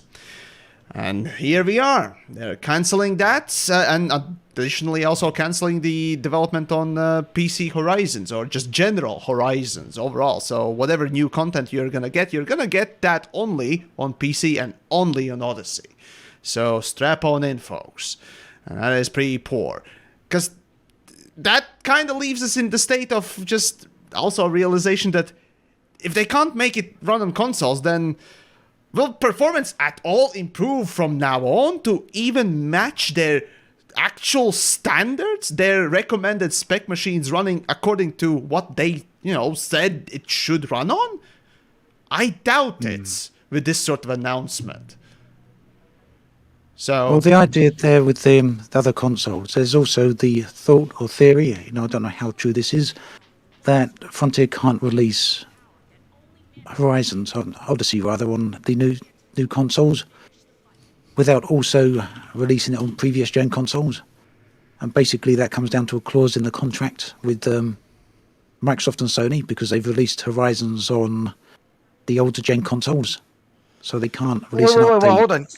So clarify that again. So in other words, they couldn't, let me make sure I'm hearing you right, because first I've heard something like this, Ant. So if they wanted to release on Xbox Series X and PS5, they would also have to release on previous gen because it originally came out on previous gen? Yeah, I'm not sure how true this is, but it's something you do see, and I think I've heard there's some legal... for each downloadable content and so on and so forth, you can simply... It's a product. Basically, it's an add-on product, but it's still a product that you can sell later on. And generally, games tend not to split off stuff, but if they really wanted to... I think they could have actually just taken Odyssey, what it is on the PC, and port it over for the new gen consoles. However, that would mean that they would have to upkeep basically 6 code bases. PC Horizons, PC Odyssey, old gen console Horizons, old gen Odyssey, new gen Horizons. They would have to upkeep 6 code bases. That's right, so basically the problem. You don't see it as a legal issue? The legal issue, I highly doubt with it. Microsoft. I doubt it, though. But, I mean, who knows? Sony is basically just big bunch of pricks who don't allow crossplay because herpaderp pay us money to allow that on your game. I think perhaps to put it another way is, can we think of any other game that's on...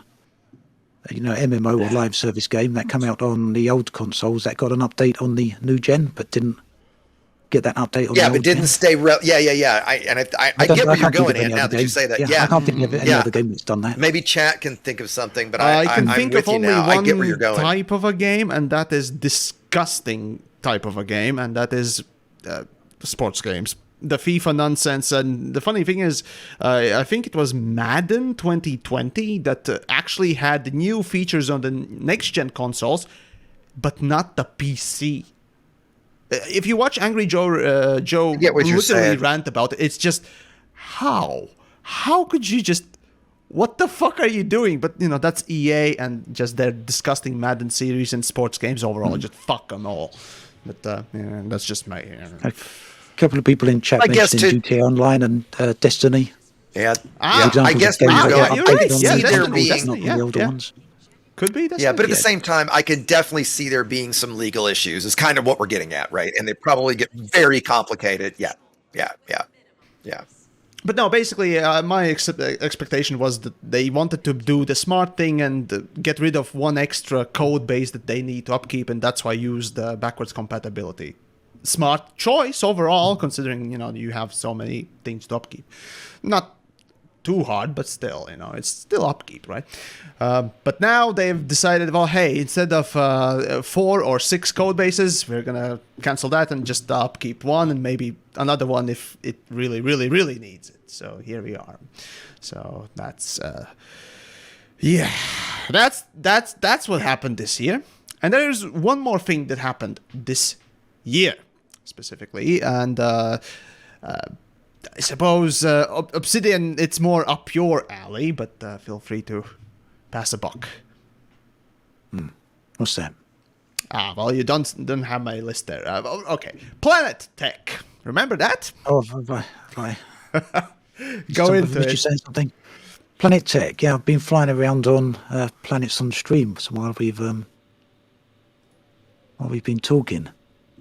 So Frontier said probably a month ago, back now, 6 weeks maybe, that they're not going to fix the current issue with planetary tiling. So this is where textures are repeating over planetary surfaces. And this was really, really bad when Odyssey was released, but was fixed somewhat over the updates since the release. They added more But colors, it's but still that was noticeable, it's about still it. there.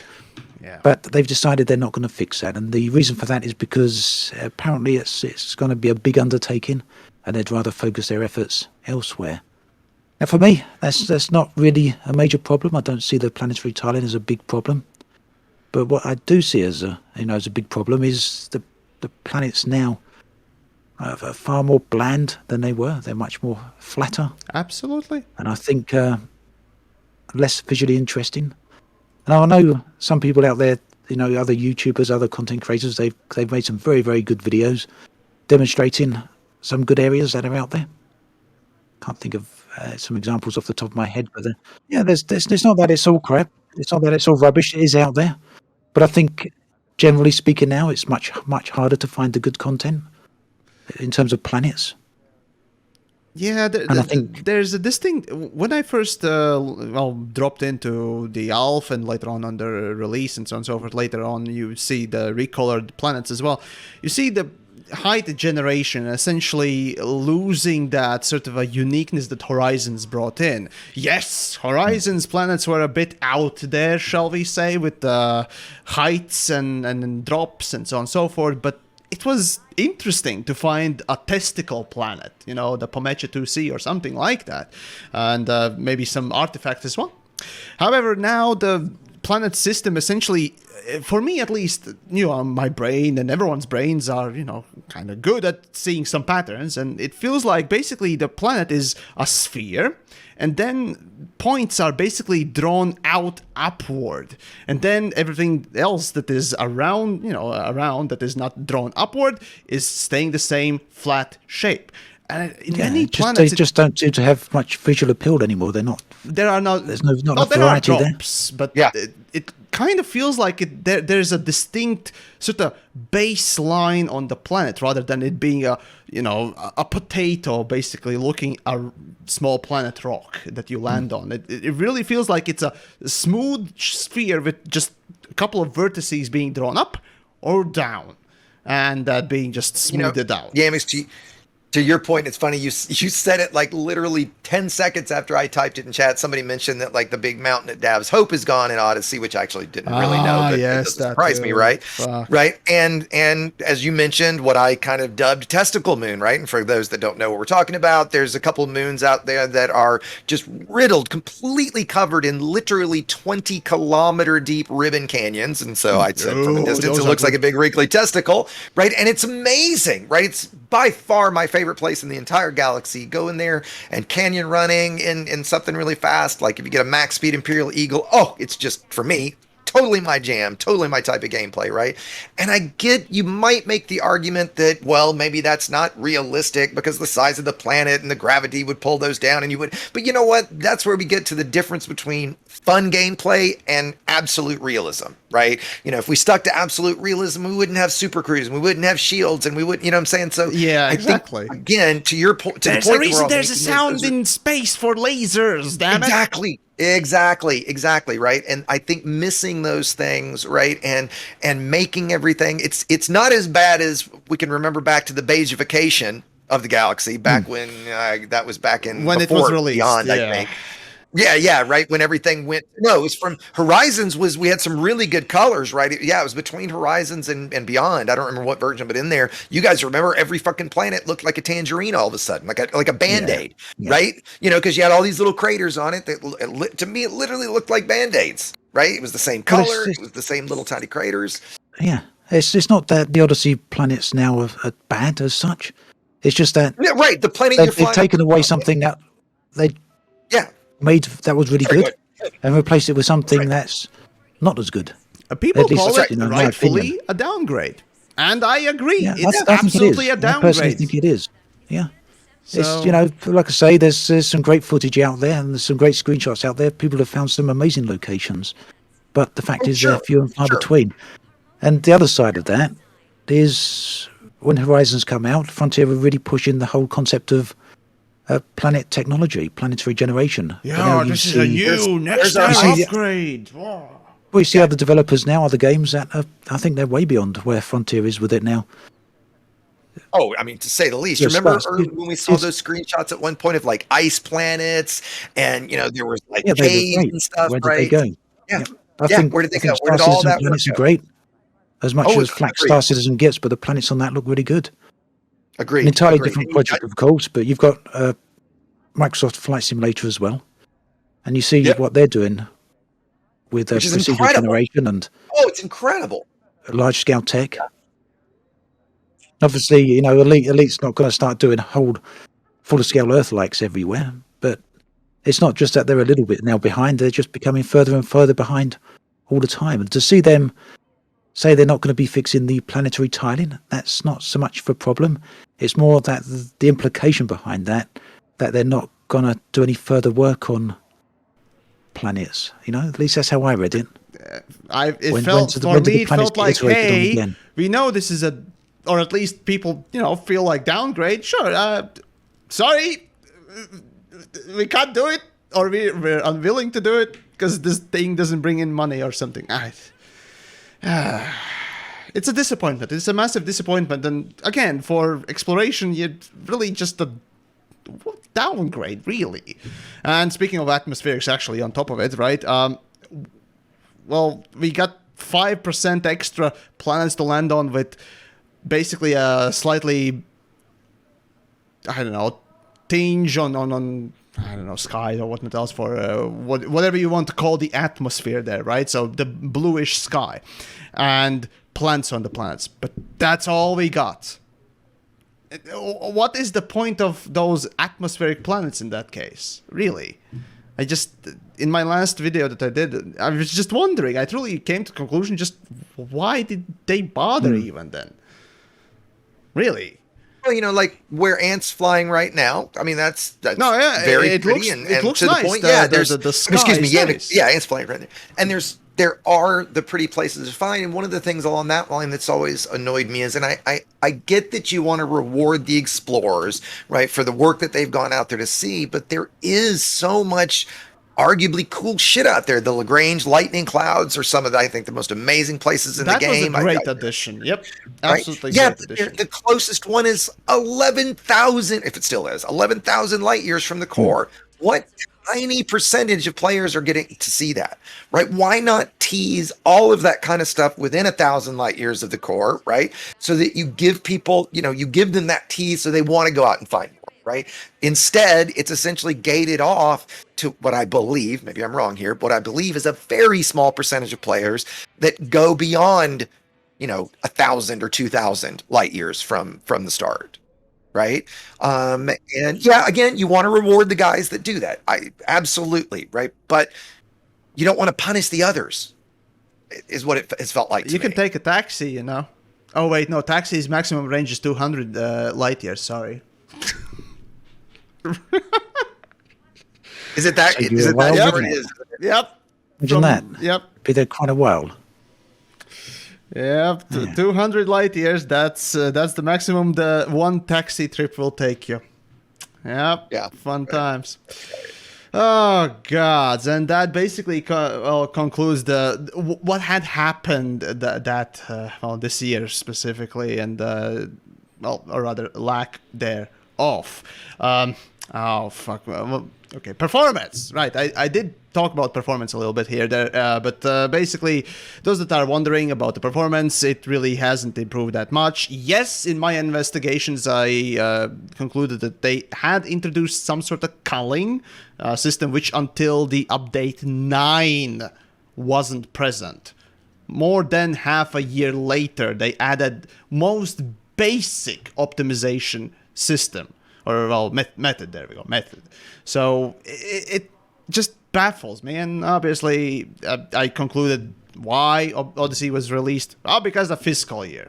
And that meant basically everything else had to be rushed out. It felt like many other things also got rushed out, and maybe that's why emotes weren't a part of it, or Megaship or Fleet Carrier interiors weren't out, but you know, the reasons are just up for conjecture at this point for us, but some feel more plausible than others. But as for performance, now a year later, it's still not where it should be. And I mean by bare minimum, acceptable performance by their own standards. Not just in the sense of it's not where it should be, but it's all right sort of a thing. No, I mean it in the truest sense. Well, it's almost criminal as to misrepresentative of the product. Kind of not where it should be. Make that distinction. Before we come to an end on that, can I ask you two a question? Yeah, go for it. Yeah, please. Yeah. What's your thoughts then on the last 11 updates? Not necessarily the content, but you can talk about the content if you want, or the improvements, but more really about Frontier's approach to releasing those patches. Do you feel they're big enough? Do you feel Frontier have made big enough steps over those 11 updates? Or do you feel they should have been doing more? One word And will represent keep in mind also the point at which Odyssey started at compared to where it is today. Yep. Those 11 updates. Inconsequential. Yeah, that's that's a pretty good word for me too, right? I mean, it's you know, I because I stepped away from the game so much, right? I think I stepped away right around update 6. And I remember, like, you know, I'd get pinged, or, you know, I'd obviously stayed enough touch to know there was an update coming out. And I don't ever remember there being an update. I think the only one that compelled me to, well, all right, let's give it a go, was Fleet Carrier Interiors, just to see, right? And I think literally I looked at it for 5 minutes, and that was about it, right? Which you could do on YouTube for the transition time. Right, exactly, right? You know, yes, I mean, look, let's be fair. Yes, it's great to see progress happen, right? I mean, you know, like, of course it is. Does it all just feel like, you know, the words you hear a lot is, you know, no, the game's not dead, it's on life support. And I think that's the way to say it, right? And it's always, all of those to me feel like the bare minimum, right? You know, if it's not the bare minimum, I've said this twice now at least, why don't we get new little things like black holes, or like, there's a list a mile long we could all come up with. Yamiks mentioned quality of life, right? There's so many little things like that I've also said in the past, imagine if tomorrow was your first day at Frontier and you were the game designer, or you had some level of input on the game. Think of how long the list you would have, and all these little things that seemingly, right? And I don't want to, you know, belittle how difficult technical changes are, right? But so many little things that could be done and could have been done over the years that would have made big impacts for just little things, right? And we didn't see any of that really in those 11 updates, right? You know, we talked about the major features, what, emotes, an SRV, ship, our fleet carrier interiors. Is there anything I'm missing? Other than, again, and how many times are they? Yeah, how many times is it, performance updates or optimizations, right?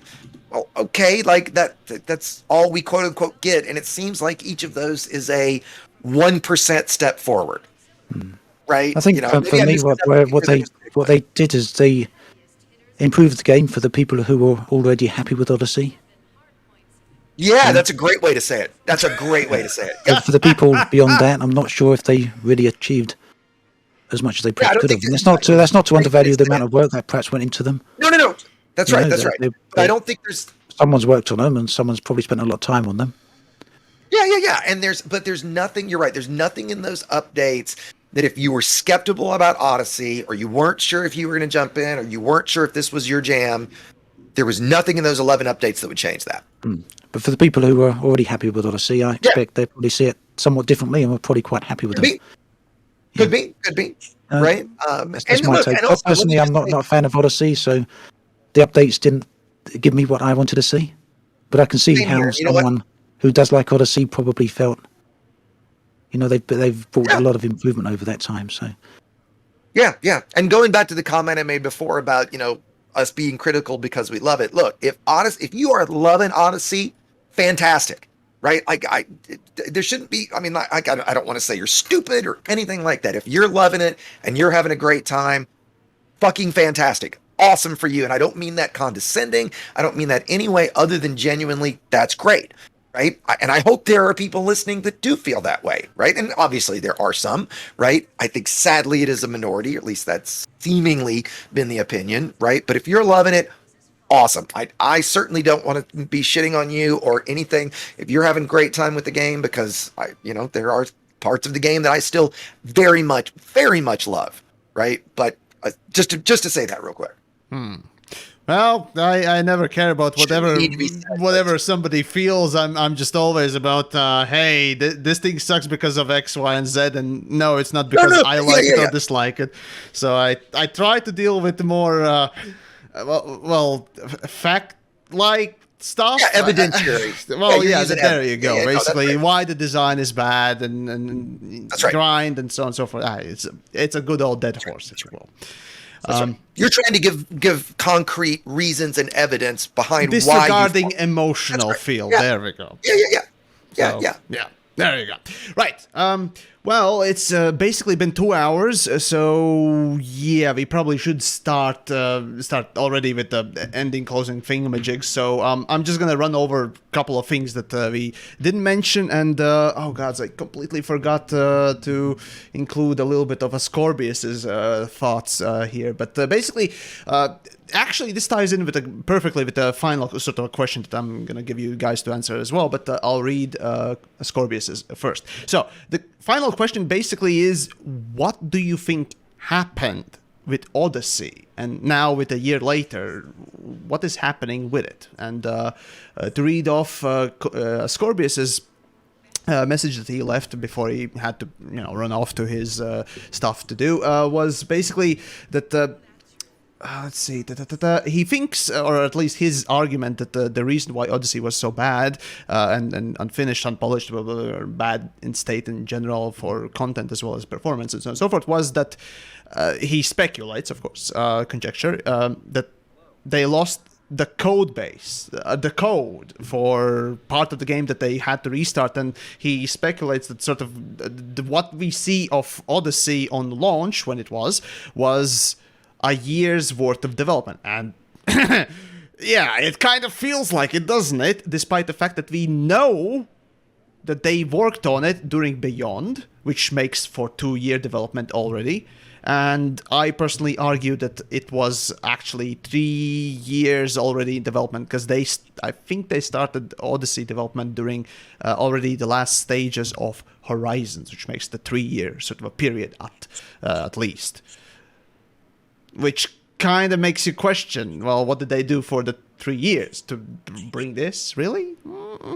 And sure, Ascorbius might be right, saying that, hey, they lost the code base, but then that didn't show up in investor reports. It didn't show up anywhere in the public. And if they are hiding that fact from everyone, as a publicly traded company, either which way, it's not a good look. And you can always postpone. So I highly doubt it. And also, it kind of also... Sorry, Exegious, but it shifts the blame from actually people being... well, either malicious or stupid, Hanlon's razor, basically, of pushing out Odyssey, what it was, away from them just being stupid or malicious. It's just an outside thing. And yes, I understand wanting to give benefit of the doubt to developers, but I remind you of another game that basically did even worse. Anthem. They had 4 or more years to develop that fucking thing, and they were fucking around, according to Kotaku report from Jason Schreier, okay? It is fully possible, in fact, it is more often possible that the company that both publishes and also develops a product just decides to fuck around or has no leadership. And in this case, as we've seen what the Odyssey has done, Elite in general has followed a certain MO, it feels more likely, for at least myself, that it just was either incompetence or malice, which I would say incompetence mostly, from the developer publisher, that is Frontier Developments. But Exegious, who knows, might be right. They maybe lost the code. So, guys, as the final finishing thoughts again. So I guess Exegious wants to talk. So what do you think happened? No, please. What do you think happened? And what do you think happened at the launch, or how this happened in the first place, and what happened during this year in your sort of a take, I suppose? Why do you think this little amount of work had been actually done? It's so hard to speculate, and I kind of don't like. Let's just throw it out for the end. You asked, you asked, so I will. First of all, I was chatting with someone in about a little bit of this, right? I don't buy that there's malice, right? I don't buy that. You always should apply incompetence rather than malice. That's the Hanlon's right, exactly. Exactly, right. So I don't buy that, kind of like back when we talked about No Man's Sky a little bit, when people would say, that what's his name? The guy, the head of Hello Games. That's Sean Murray. That Sean was, like actively lying, and he was trying to scam people. No, I think it's been proven that he was excited about what they wanted. Yeah. And he just overspoke. Right. And I think that the same thing here, in the sense that I don't believe that Frontier has done something malicious, right? I think I would need to see evidence of that. I think if you want to talk incompetence, I think your example of Anthem is a good one, in that, is it possible they go down these paths? I've talked a lot about them not getting real input from the community. And by that, I mean, like, hey, here's what we're thinking. What do you think of this? A back and forth kind of thing. And that you get down a path and now you have to scrap it. We talked a lot about the exploration mechanic that was just scrapped, right? So I feel like potentially a lot of that happened. And then by the time, you get to release and, the expectations don't pan out. I mean, I don't know what their finances are like, what their sales is like. We all could see what their stock price did, at launch. If I'm remembering right, for those that don't know, it literally halved right at launch, right? And I think those kind of internal financial pressures are potentially, hey, this is bringing in enough money to keep it on life support, and do what we can do to, keep enough people playing and keep enough people buying skins and buying arcs and that sort of stuff, right? That it seems to me that that's where the game has gone, right? That the financial incentive for there, and I think in a little bit of fairness, it is an 8-year-old game at this point, right? It is hard to bring in whole new group of players as a new thing, and that's what they could have done with Odyssey. It didn't happen, I think, pretty clearly, right? And so if I'm right that those numbers are where we would expect, that their incentive going forward is difficult, right? Where do you put your resources? Do you put them toward, new games and new stuff? They've got the F1 game coming out. They've got, the publishing Unannounced side next business. one, after that another Right, one. exactly. Yep. Exactly, right. And so it probably, I have to think that the bean counters are going, look, guys, this makes a lot more sense. And we need to take these guys that we're going to spend their time and resources and either move them over here or just boot them, right? We just don't need that resource anymore because it's not making financial sense anymore, right? And, if I'm right about that, it's hard to fault that from a business perspective, because at the end of the day, Frontier's here to make business. They are not here to make us happy. Hopefully those are one and the same, right? And they certainly can be. I think Star Citizen has proven that, right? That, you don't have to have all that.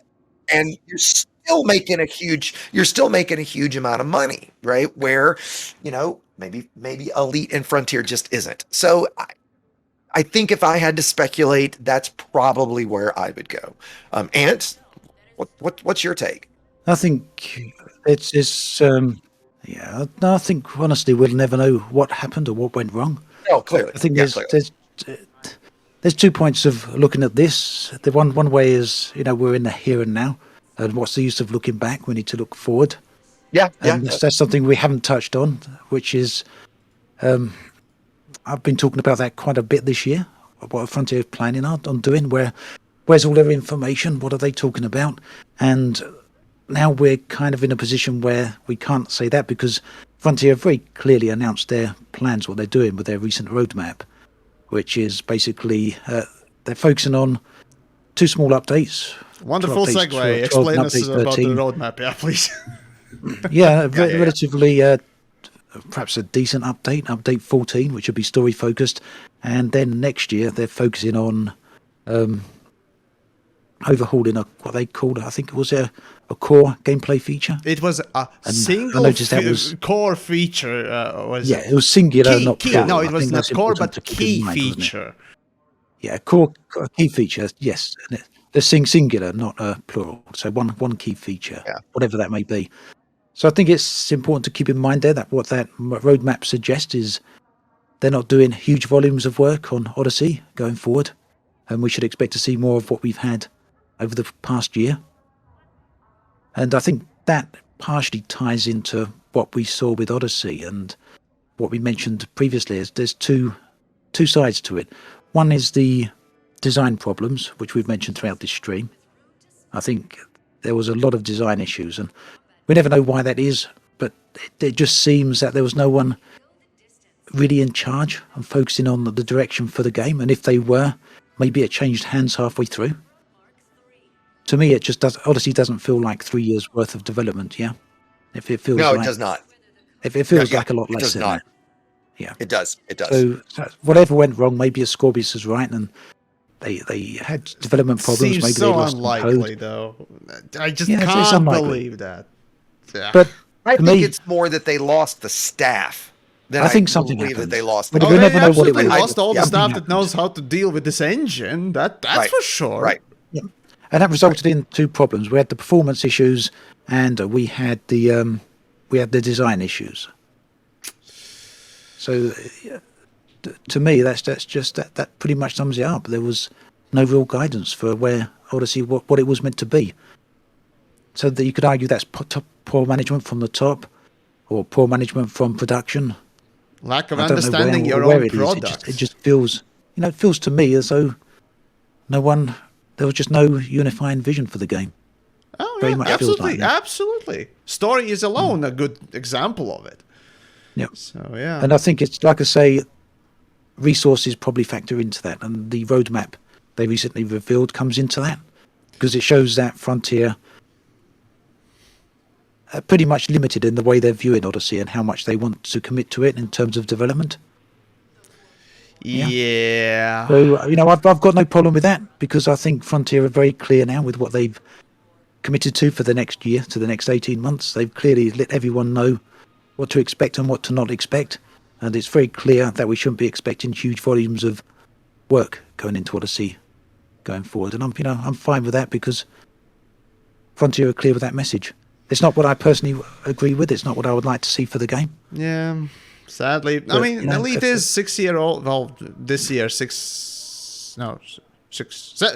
8-year-old game. So yeah, investing Yeah, into get it something on. like that, unless it's a Team Fortress, and By even the end, look by at the end Team of next Fortress, year, yeah. it's coming on for 10 years, isn't it? And don't forget, Frontier did Yeah, say it that. is. Yeah. They said many times that Elite would have a 10-year plan. I'm not saying Yep, it's coming they to an did. end, or that they won't go beyond that. But they did say 10-year plan, and we're 10-year closing in on plan that. is sort So, of a business talk of, oh, well, we a lot of plan. games say it, They yeah. said 10-year Yeah, plan for yeah. Anthem, man.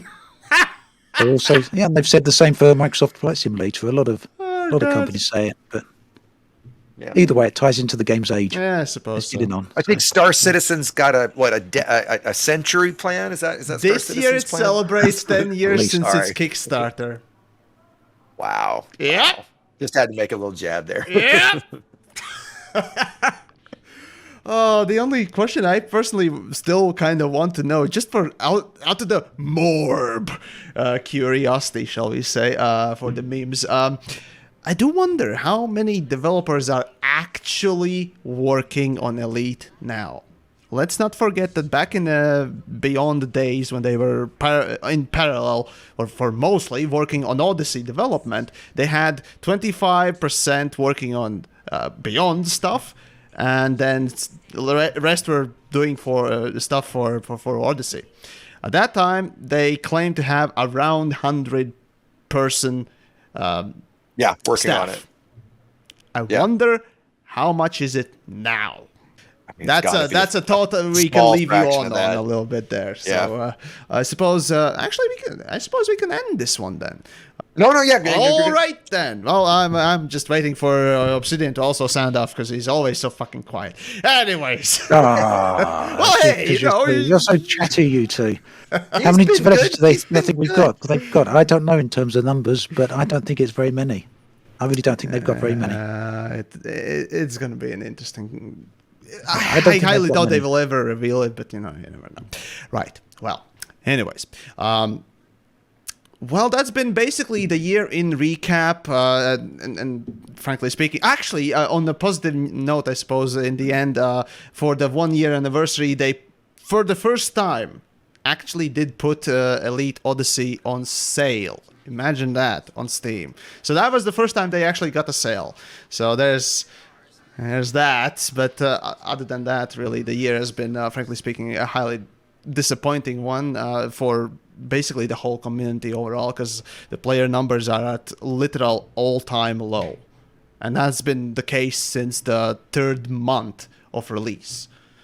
So yeah, and performance hasn't really improved to even the point where it should be, and content is really near non-existent, frankly speaking. So kind of a sad note to end on, I suppose, but it is what it is. Anyways, I suppose from yours truly, that's about it. And massive big thanks to Obsidian and Exigeous for coming along, and big thanks to, of course, all the other ones that couldn't make it and blah blah blah, if you will. But for now, that'll be about it. I would like to say I'd hope to see you next year, you the viewer, or, well, you, my fellow creators, but, well, as Exigeous already has shown, that's easily broken, right? Yeah, You right. need to be more active, damn it. Okay, but no, on the bright side, we're all here for each other. That is me as a content creator, or we as the content creators for you, the community, and hopefully you, the community, are here for us, if not, each one of us specifically. So thank you for watching, thanks for enjoying and commenting and all the wonderful things. So I personally will bid you adieu. That's about it. So guys, Yeah, stay strong. thanks everyone for coming along and watching. Yeah, this is great. Yamiks, thanks for putting this together. And yeah, thanks for listening. I had everybody. to This has been beat a lot the of dead fun. horse one last time before everything's gone, And that was the Creators Roundtable. Well, hopefully you enjoyed it, and if you do, well, do check out, of course, Obsidian and Exigeous. And more so, if you want to support my content, as I said previously, do check out the Patreon link, maybe toss a buck my way, or hell, even YouTube members. And speaking of which, I'll start with YouTube members and read all of them, and then Patreon, because in the last video I promised. And oh boy, here comes my great pronunciation. So, prepare to cringe and let's get into this. Alright. Simon Johnson, Slavomir Knopka, there we go. Thomas Mantel, Angel Melko, hopefully got that right. Colin Mackenzie, there we go. Krostoff, there we go. Tim Jerome, yes, yeah, got that. Kyle Cancilia, hopefully. Joshua Lenhop, Hans Witchman, Michael Owen, Operator Chakotay, Lord Gritchguy, Klaus Bjorn Dugard, Valor, Lieutenant Roxo, Michael Powell, Donald, Sky, Kyle Smith, Syntax, the Great, Marek Shopnair, hopefully I got that right. Anyways, and Uhaske, hopefully I also got that right. Commander Syricus Fractus, and finally Lupinikus 1664, something like that. Hopefully I got that right. And well, moving on to Patreon. Oh boy, patrons. Right. T1 Jaffo, Eric Hilton, Chatin, Melik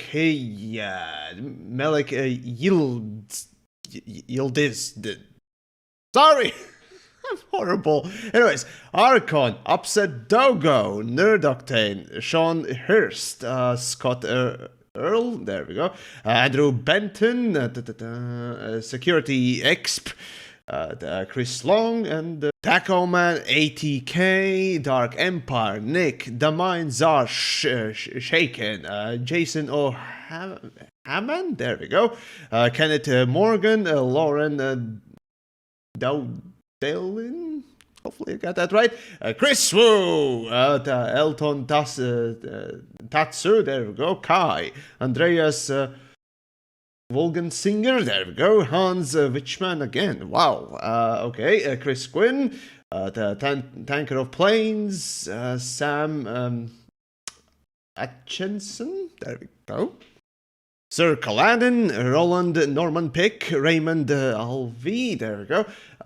Gabriel Philip, Roland Lorenz, Bob Bell, Kevin, Garriett Williams, Corey Jones, Robert Mathis, Ryan O'Sullivan, Chillustrations, BP. Hopefully that's not British Petroleum. Anyways, Alex, Rogan's Spore, Richard Guyan, hopefully got that right. Daniel Porter, Brian Shar, Justin Bowen, Razor Tiger Claw, Captain Hammer, Mark Yensi, and Alexei, oh gods, Preobrazensky. Alright. Russ Reichelslav, Wheatley, George Wolfhauter, Sebastian Mathire, Richard Hodgson, Kevin Crooker, Mr. Lindsay, Robert Lupe, Frakir, Adam Palmer, Moglan, Kai Qual, hopefully got that right, Syntax the Great, Matthew S. Brown, Rob Quirk, It Is Windy, okay. That's Swede, Joston, Trish Hagen, hopefully got that right as well. Kyle Oilinger, Bouncy Bob, Alter Fox, Tony Shannon, Jamie Larter, there we go. Just posted, Brown Campbell, Trip Leon Harris, Rising, Valor again, Jason Gilpin, Ashley O, Charles Corbin, Howard Davis, Jan Koch, hopefully got that right, Max Williams, Miroslav Sadrecevic or Sadrecevich, well, either which one, there you go. Commander Orvius, Dean Tuckliffe, Steve Hannon, Jeff Thornborough, Nano Machines, Gravity Sucks, Tazi Tech Music, David Oz 28 Caboose, Gun Geek, Owen the Boss, Zombie, Scott Kidder, Jack Irvine, and Starlord. Bob Gibbats, Timo Zaccarello, Nicholas Raydig, there we go, Anthony Jackson, E. Wanderer, Bess Ulick, Will Harris, Tommy J, Ethan Constantinos, James Piercing, yes, Baron Bohr, Robert O'Charette, Flying Brickyard, Commander J. Rod, War Machine, Jonathan Burke, Simon Bell, Matt Harris, Stephen Coates, Commander Richard Von Older, Henrik D, Commander Primus Lindorf, there we go,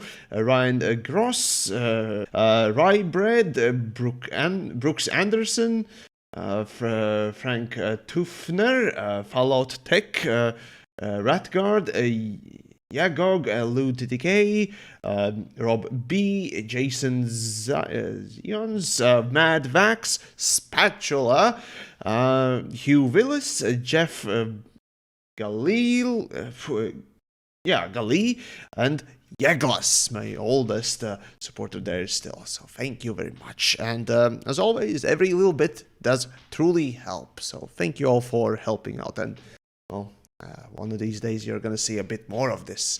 Yeah, wonderful, exciting things are happening, and that's kind of why I was relatively inactive this year.